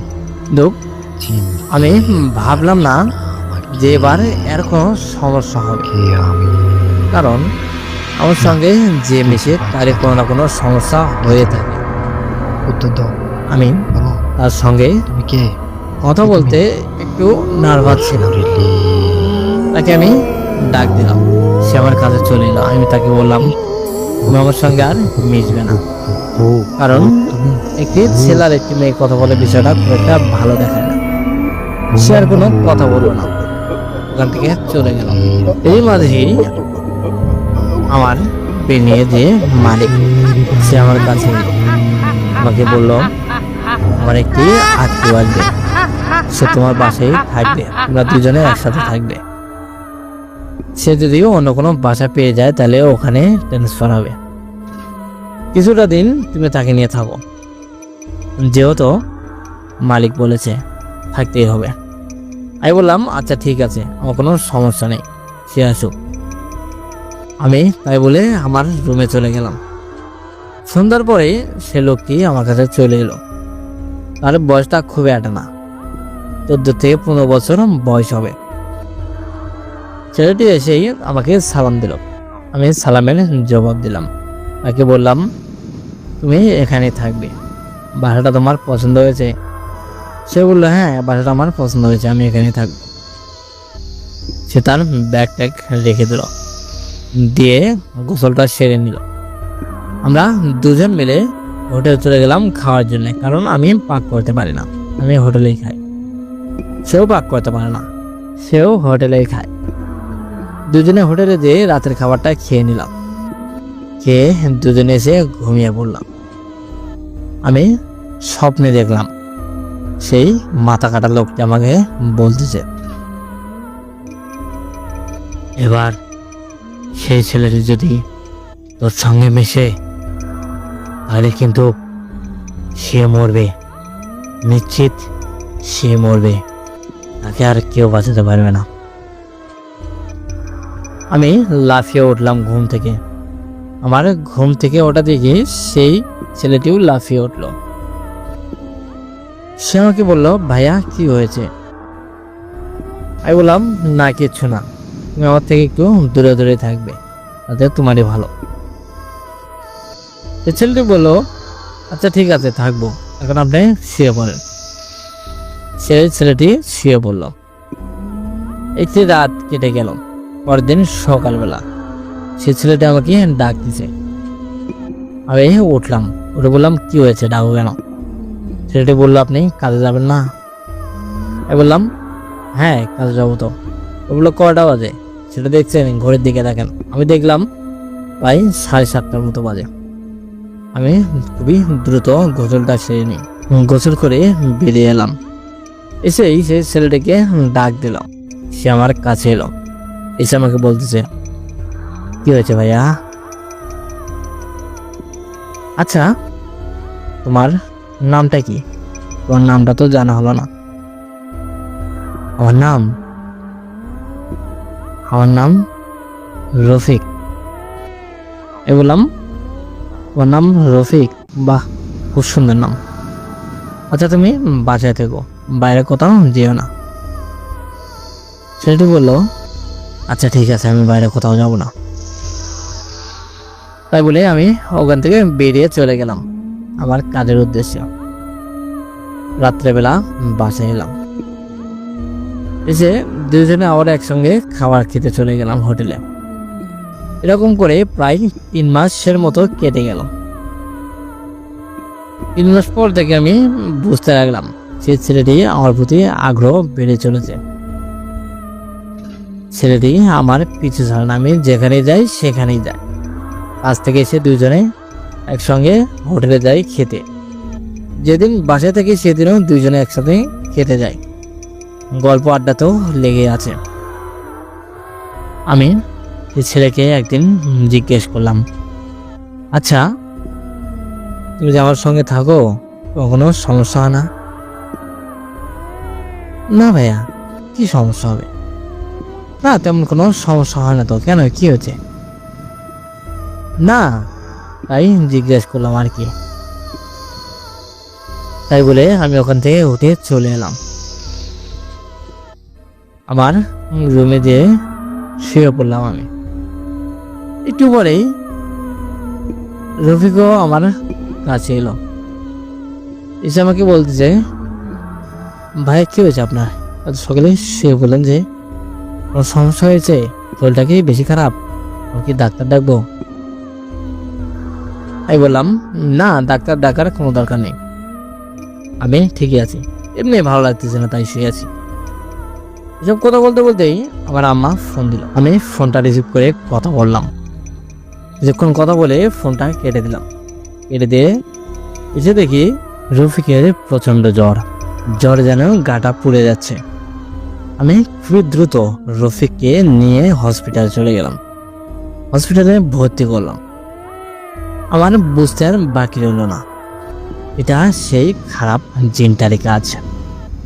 সে আমাকে শান্তিতে বাঁচতে দিবে না। আমি নিজেকে অনেক অপরাধী মনে করলাম। আমার জন্যে একটি ছেলে প্রথমে মারা গিয়েছে, আরেকজনের মরার অবস্থা। এবারও ঠিক একই অবস্থা, এরও প্রচণ্ড জ্বর। আমার বুঝতে আর বাকি রইল না, এটা সেই জিনটিরই কাজ। আমি কি করব বুঝতে পারি না। যদি আত্মহত্যা পাপ না হতো তাহলে আমি আমার জীবনটা কবে নিয়ে নিতাম। বিশ্বাস করবেন না ভাই, আমার জীবনের উপরে আমার ঘৃণা জন্মে গিয়েছে। এত অত্যাচার আর কে সহ্য করে? আমি যদি পারতাম তাইলে হয় সেই মাথা কাটা জিনটিকে মেরে ফেলতাম, নলে আমি নিজেই মরতাম। আমি কি করব বুঝতে পারি না। আমি হসপিটাল থেকে বাড়িতে চলে এলাম। এসে নিজে খাবার খেয়ে তার জন্যে খাবার নিয়ে গেলাম।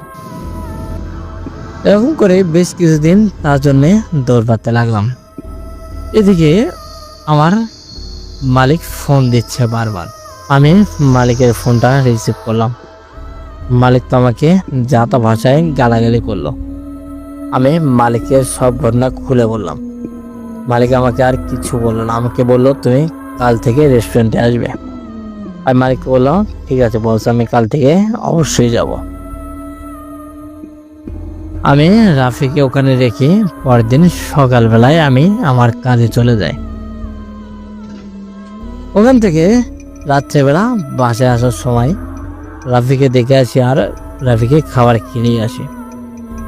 এরকম করতে করতে 4 থেকে 5 দিন কেটে গেল। হসপিটাল থেকে রাফিকে রিলিজ দেবে। আমি সেদিন আর কাজে গেলাম না, রাফিকে নিয়ে সোজা বাসায় চলে আসি। ছেলেটির নাম আসলে রাফি না, তার নাম রফিক। আমি রাফি বলে ডাকি, শর্টকাটে রাফি বলে। যাই হোক, আমি হসপিটাল থেকে সরাসরি রাফিকে নিয়ে আমার বাসায় চলে আসি। এসে রাফিকে বললাম আমার কোনো কাজ নেই, আমি বসের সঙ্গে কথা বলবো, তুমি আরও বেশ কিছুদিন রেস্টে থাকবে, তোমার যত যা লাগে আমি দেখব, তুমি ঘর থেকে বের হবে না, বিছানা থেকে ওঠার কোনো দরকার নেই।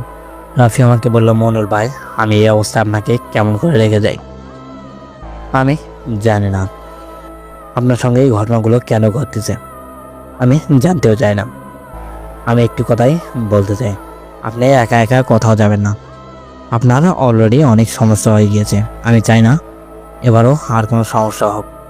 আমি আপনাকে নিয়ে আবারও একজন কবিরাজের কাছে যাব।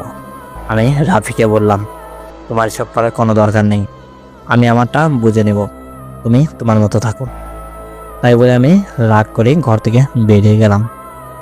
বেরিয়ে যেয়ে আমি বারান্দায় যেয়ে শুয়ে পড়ি, কারণ রাফির সঙ্গে থাকলে আমার মন মেজাজ অলরেডি খারাপ হয়ে আছে, আরও খারাপ হবে। কারণ রাফিকে আমি বারবার বুঝাচ্ছি তার জীবনের ঝুঁকি আছে, কিন্তু সে আমার কোনো কথাই শুনতে চায় না।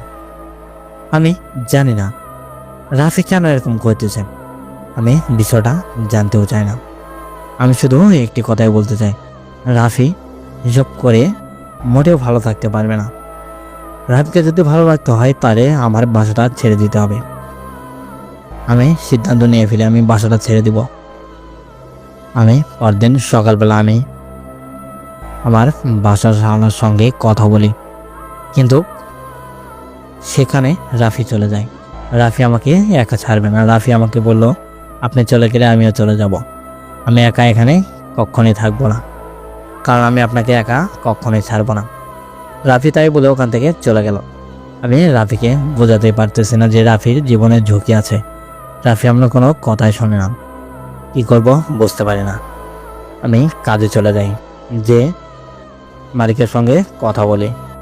মালিককে বললাম, বস, রাফি এ তো রিলিজ দিয়েছে।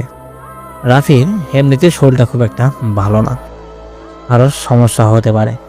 আমি আপনার কাছে একটি রিকোয়েস্ট নিয়ে এসেছি, রাফি যেন আর কয়দিন বাড়িতে থাকতে পারে সেই ব্যবস্থা আপনি করে দেন। বস আমাকে বললো, আচ্ছা ঠিক আছে, সমস্যা নেই, সে আর কদিন রেস্টে থাক, তারপরে তো সে কাজে জয়েন করবে, তো কোনো সমস্যা নেই। আর যদি কোনো সমস্যা হয় তাহলে আমাদেরকে জানিয়ে দেবে। আমি বললাম, ঠিক আছে বস। তাই বলে আমি ওখান থেকে চলে যাই, যে আমি কাজে লেগে পড়ি। ঠিক সন্ধ্যার সময় মাগরিব আজান দিয়ে দিয়েছে, আর একটু পরেই বস আমাকে বলল, তুমি এখন বাসায় যাও। আমি বললাম, কেন বস, আমাকে কোনো সমস্যা হয়েছে? আমার তো কাজ এখনও শেষ হয়নি। বস আমাকে বলল, কাজ তোমার শেষ হয়নি সেটা আমিও জানি, কিন্তু রাফির কাছে থাকাও তোমার জরুরি, তুমি এখন বাসায় যাও, রাতটুকু বেশ ভালোভাবে রাফির দিকে খেয়াল রাখবে। আমি ওখানে আর দেরি করলাম না, বাসায় যাওয়ার জন্য রওনা দিলাম। যেতে যেতেই ঘাটের ভিতরে আবারও সেই পুরোনো কান্নার আওয়াজ। কান্নার আওয়াজটা শুনে আমি যেন দাঁড়িয়ে থাকতে পারি না, আমি পাগলের মতো করতেছি। কারণ এই কান্নার আওয়াজের জন্যে যা সমস্যা, এর আগে একজনকে তো মেরে ফেলেছে, রাফিকেও মারার মতোই অবস্থা। আমি জানি না কি করব। যদি আত্মহত্যা মহাপাপ না হতো তাহলে কবে আমি আমার জীবনটা শেষ করে দিতাম। এসব নানান প্রশ্ন আমার মাঝে ঘুরপাক খাচ্ছে। এসব কাটিয়ে আমি বাসার দিকে চলে যাই, যে দেখি বিছানায় রাফি নেই। আমার মাথায় যেন আকাশ ভেঙে পড়ল, রাফি কোথাও গেল। বাথরুমে দেখলাম বাথরুমেও নেই, বেলগুনিতে দেখলাম বেলগুনিতেও নেই, ঘরের দরজাটা খোলা। খুঁজতে খুঁজতে এর ভিতরে রাফি চলে এলো। আমি রাফিকে ধমক দিয়ে বললাম, তুমি কোথায় গিয়েছিলে? রাফি বলল, ভাই একটু ছাদে গিয়েছিলাম, শরীরটা ভালো লাগতেছে না, আর বাসায় একা একা তো মোটেও ভালো লাগতেছে না, তাই ছাদে গিয়েছিলাম। রাফিকে আমি ধমক দিয়ে বললাম, তোমার এত রাত্রে ছাদে যাওয়াটা মোটেও ঠিক হয়নি, তুমি আর ঘরে বাইরে যাবে না, বিশেষ করে সন্ধ্যার পরে, মোটেও না। রাফি আমাকে বললো, ঠিক আছে, আর কোনো সমস্যা হবে না, আমি কখনোই যাব না। আমি রাফিকে বললাম, তুমি ঘরে যাও। রাফি ঘরের ভেতরে চলে গেল। রাফি ঘরে যেয়ে শুয়ে পড়ল। আমি রাফির জন্য পানি গরম করে আনলাম, কারণ রাত্রেবেলা রাফিকে পানি গরম করে ওষুধ খাওয়াতে হবে। আমি পানি গরম করে নিয়ে এলাম। রাফি আমাকে বললো, ভাই আপনাকে আমার জন্য এত কষ্ট করতে হবে না, আমি তো নিজের কাজ নিজে করতে পারতেছি, আর আমার শরীরটা তো আর আগের মতো নেই, অনেকটাই সুস্থ হয়েছে আল্লাহর রহমতে, আপনার এত কষ্ট করার কোনো দরকার নেই। আমি রাফিকে বললাম, তুমি বেশি বোঝো না আমার থেকে, আমি যেটা করছি ভালোর জন্য করতেছি, এসব বিষয় নিয়ে তোমার মাথা ঘামানোর কোনো দরকার নেই। তাই বলে আমি রাফিকে ওষুধ দিলাম। রাফি ওষুধটা খেয়ে নিল, নিয়ে রাফি আমার গলা ধরে কান্না শুরু করলো। আমি রাফিকে বললাম, মানে পাগল, কেন কান্না করতেছ? রাফি বলল, হয়তোবা যদি আমার ভাই থাকতো তাহলে সেও আপনার মতো এরকম আমাকে আদর করতো না। কথাগুলো শুনে আমার চোখে পানি আর আমি ধরে রাখতে পারলাম না। আমি রাফিকে বললাম, তুমি কি আমার ভাই না? আমি তো তোমার বড় ভাইয়ের মতোই, আমাকে তোমার বড় ভাই ভেবে নাও। এসব অনেক কথা বললাম। বলে আমি রাফিকে ওষুধ খাইয়ে রান্না করতে চলে গেলাম। আমি রান্না করলাম, রান্না করে রাফিকে ডাক দিলাম। রাফি এসে খাবার খেয়ে নিল, নিয়ে শুয়ে পড়েছে। আমি ঘরের ভিতরে বসে আছি। আমি চাচ্ছি না আমার জন্যে রাফির আবার কোনো সমস্যা হোক। এসব কথা ভাবতে ভাবতে আমি কখন যে ঘুমিয়ে পড়েছি আমি নিজেও জানি না। ঘুমানোর কিছুক্ষণ পরে আমাকে কেউ একজন ডাকতেছে। আমি উঠে বসলাম, আমাকে সে ডেকে নিয়ে যাচ্ছে। আমি ওই হেঁটে যাচ্ছি একা একা। হাঁটতে হাঁটতে জানি না কথায় আমাকে নিয়ে গিয়েছে। ওখানে যাওয়ার পরে আমার জ্ঞানটা ফিরল। আমি দেখলাম আমি একটি জঙ্গলের ভিতরে।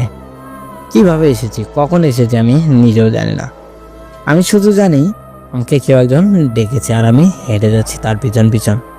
কিন্তু এই জায়গায় যে আসবো আমি এটা ভাবতেও পারি নাই। বিষয়টা আমাকে যেন নাড়িয়ে তুলেছে। আমি কি করব বুঝতে পারি না। অনেক বড় জঙ্গল, জঙ্গলটা পেরোনে আমার থেকে মোটেও অসম্ভব না, কারণ জঙ্গলের সাইড দিয়ে একটি রাস্তা আমার চোখে পড়েছে।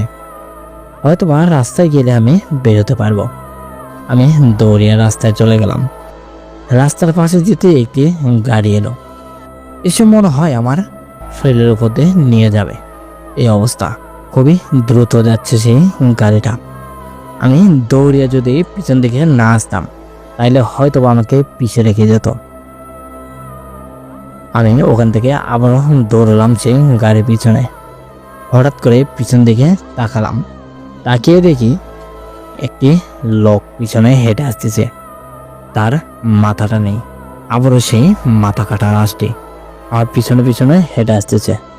লোকটিকে দেখে অবাক হওয়ার কোনো প্রশ্নই আসে না, কারণ লোকটিকে তো আমি আজকে নতুন দেখতেছি না, এর আগেও বেশ কয়েকবার দেখেছিলাম।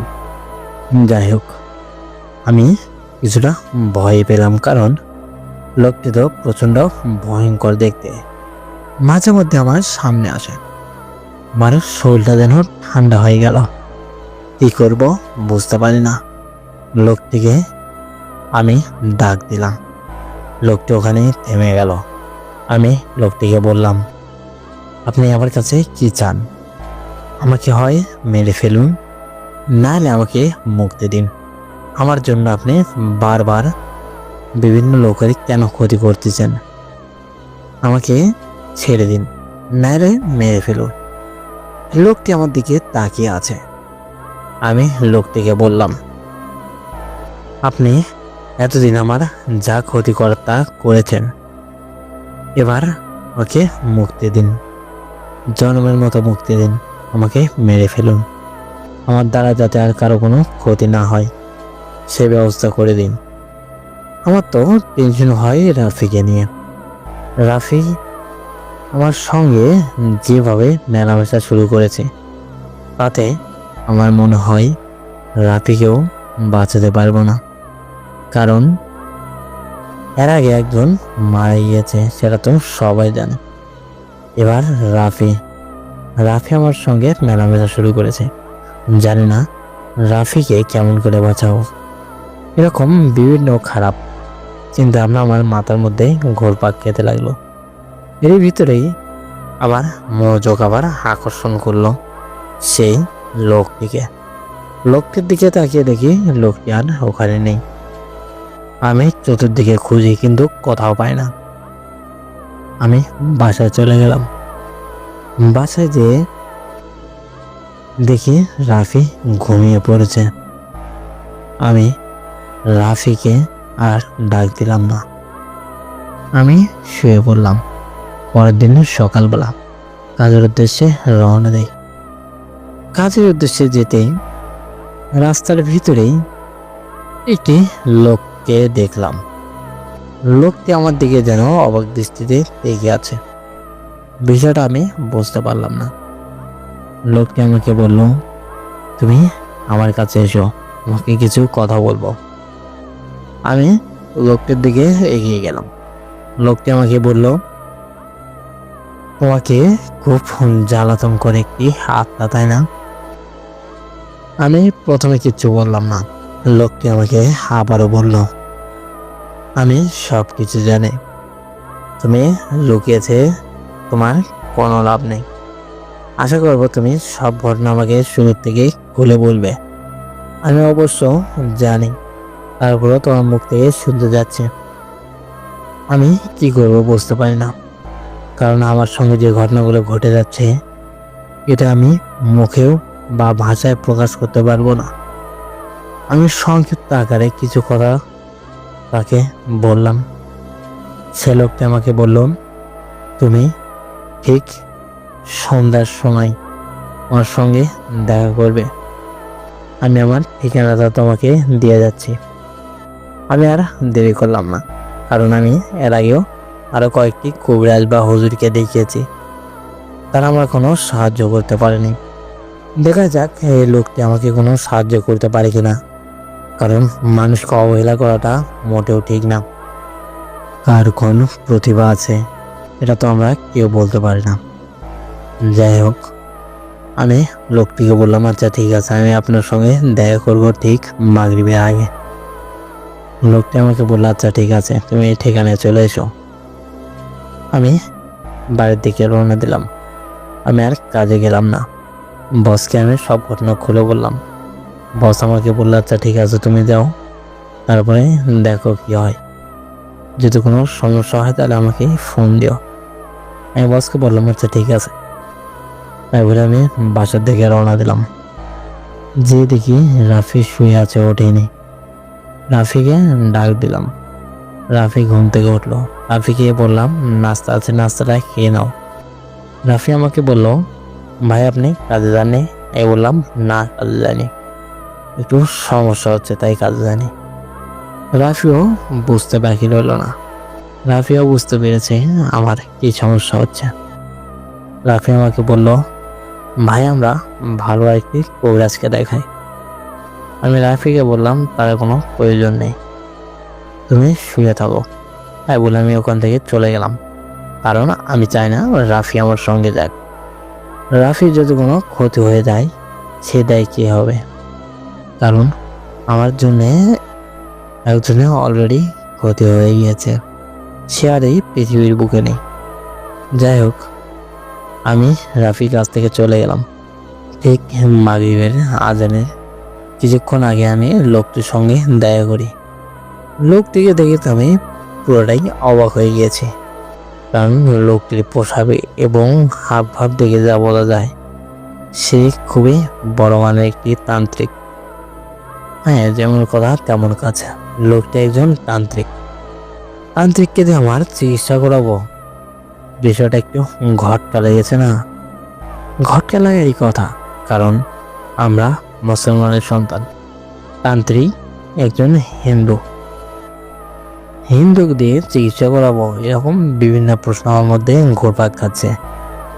লোকটি আমার দিকে তাকিয়ে বলল, আমরা হিন্দু হলেও মানুষ। তান্ত্রিক সবাই খারাপ তাও না, হিন্দুরাও যে সবাই খারাপ তাও না। যাই হোক, জাতপাত এসব বিষয় না। বিষয়টা হলো যে তোমার সমস্যা, এটার সমাধান আমি করতে পারবো কিনা।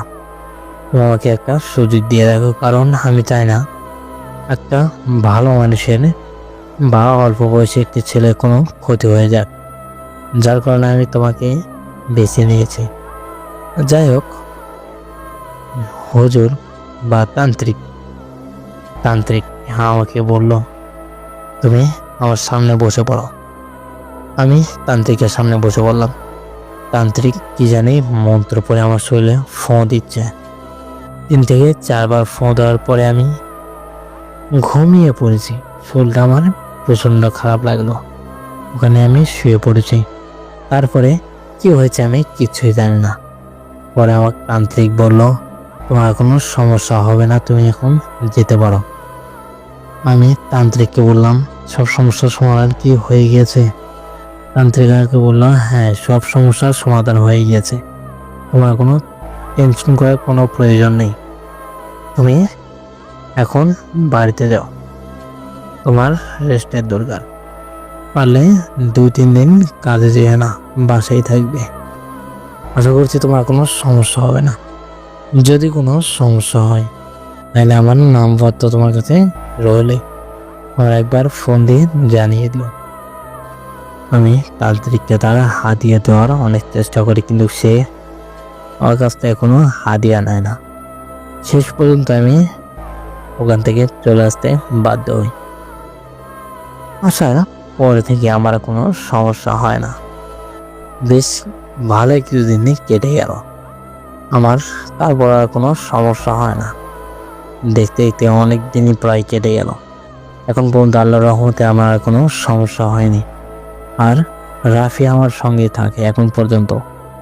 রাফিকে আমি আমার ছোট ভাইয়ের মতো দেখি। রাফি আগে ঠিক যেরকম আমাকে সম্মান করতে, এখনো ঠিক ওরকমই সম্মান করে। যাই হোক সুমন ভাই, আমার জীবনের সঙ্গে ঘটে যাওয়া একটি ঘটনা আপনাদের মাঝে তুলে ধরেছি। হয়তোবা ঘটনাটি পুরোপুরিভাবে একসঙ্গে দিতে পারিনি, কারণ আমার কাজের ক্ষেত্রে আমি ঘটনাটি আপনাদের মাঝে পুরোপুরি দিতে প্রস্তুত ছিলাম না। আমি পার্ট বাই পার্ট করে দিয়েছি। আশা করব ঘটনাটি আপনাদের ভালো লেগেছে। যদি ভালো লাগে তাহলে আমাকে একবার জানিয়ে দিবেন সুমন ভাই। যাই হোক, ছোট্ট একটি ঘটনা আপনাদের মাঝে তুলে ধরেছি। জানি না আমার কথায় বা আমার লেখায় অনেক ভুল ত্রুটি থাকতে পারে, পারলে সুমন ভাই দয়া করে আমাকে ক্ষমা করে দিবেন। আমি আর বেশি কথা বলবো না।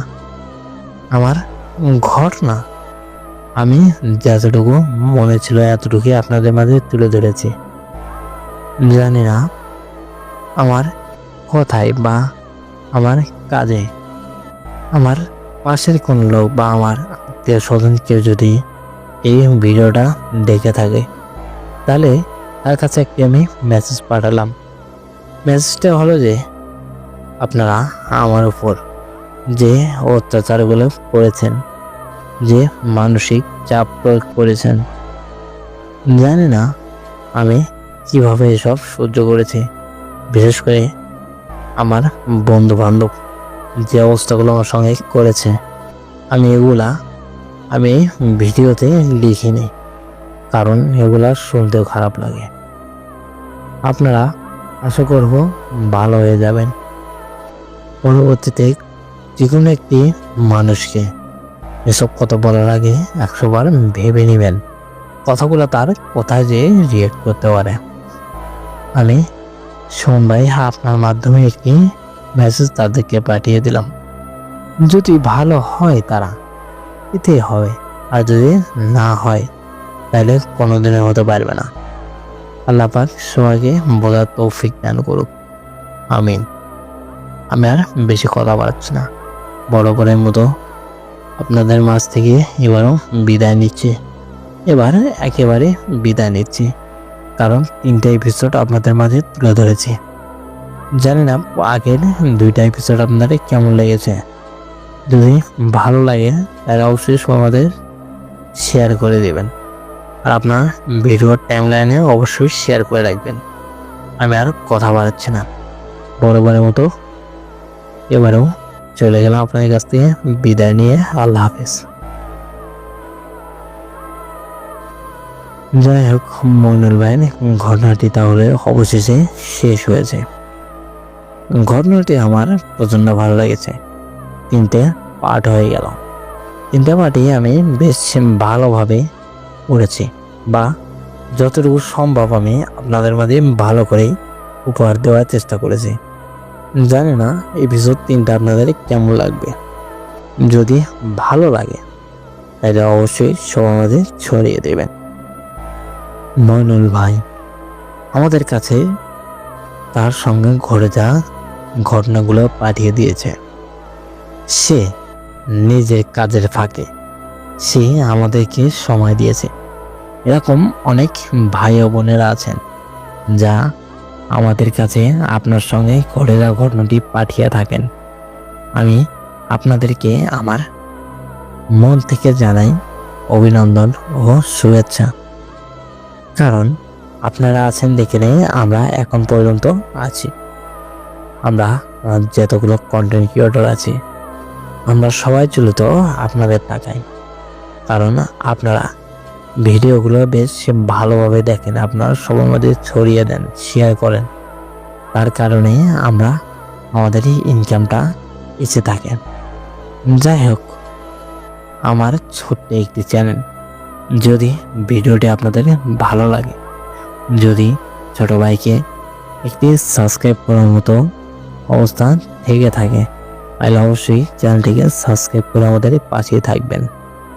আর আমাদের নতুন নতুন ভিডিওগুলো আপনাদের মাঝে ছড়িয়ে দিব। আমরা প্রতিনিয়ত আপনাদের কাছে পাঠানোর চেষ্টা করি আমাদের এই ঘটনাগুলো।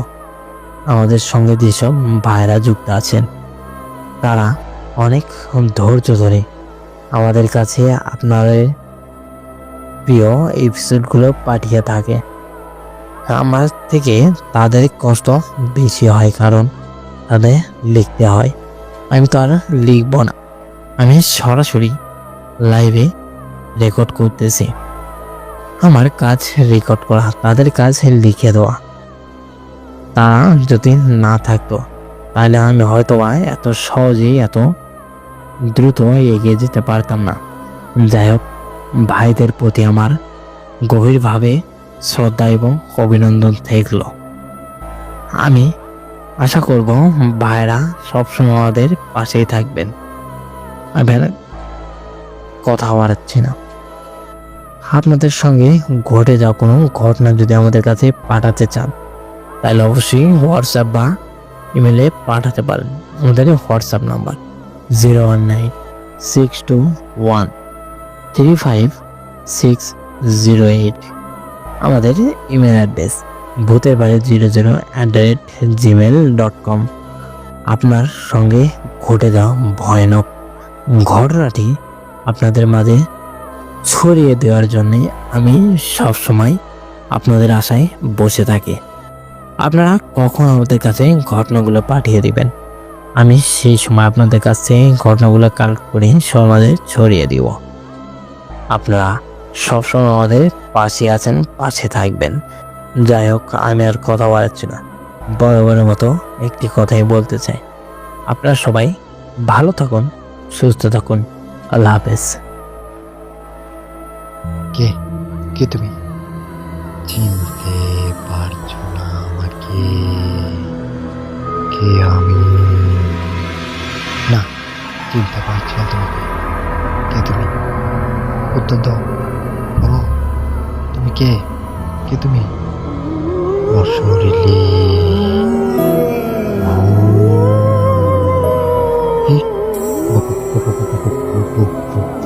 ভূত তুমি? ভূত?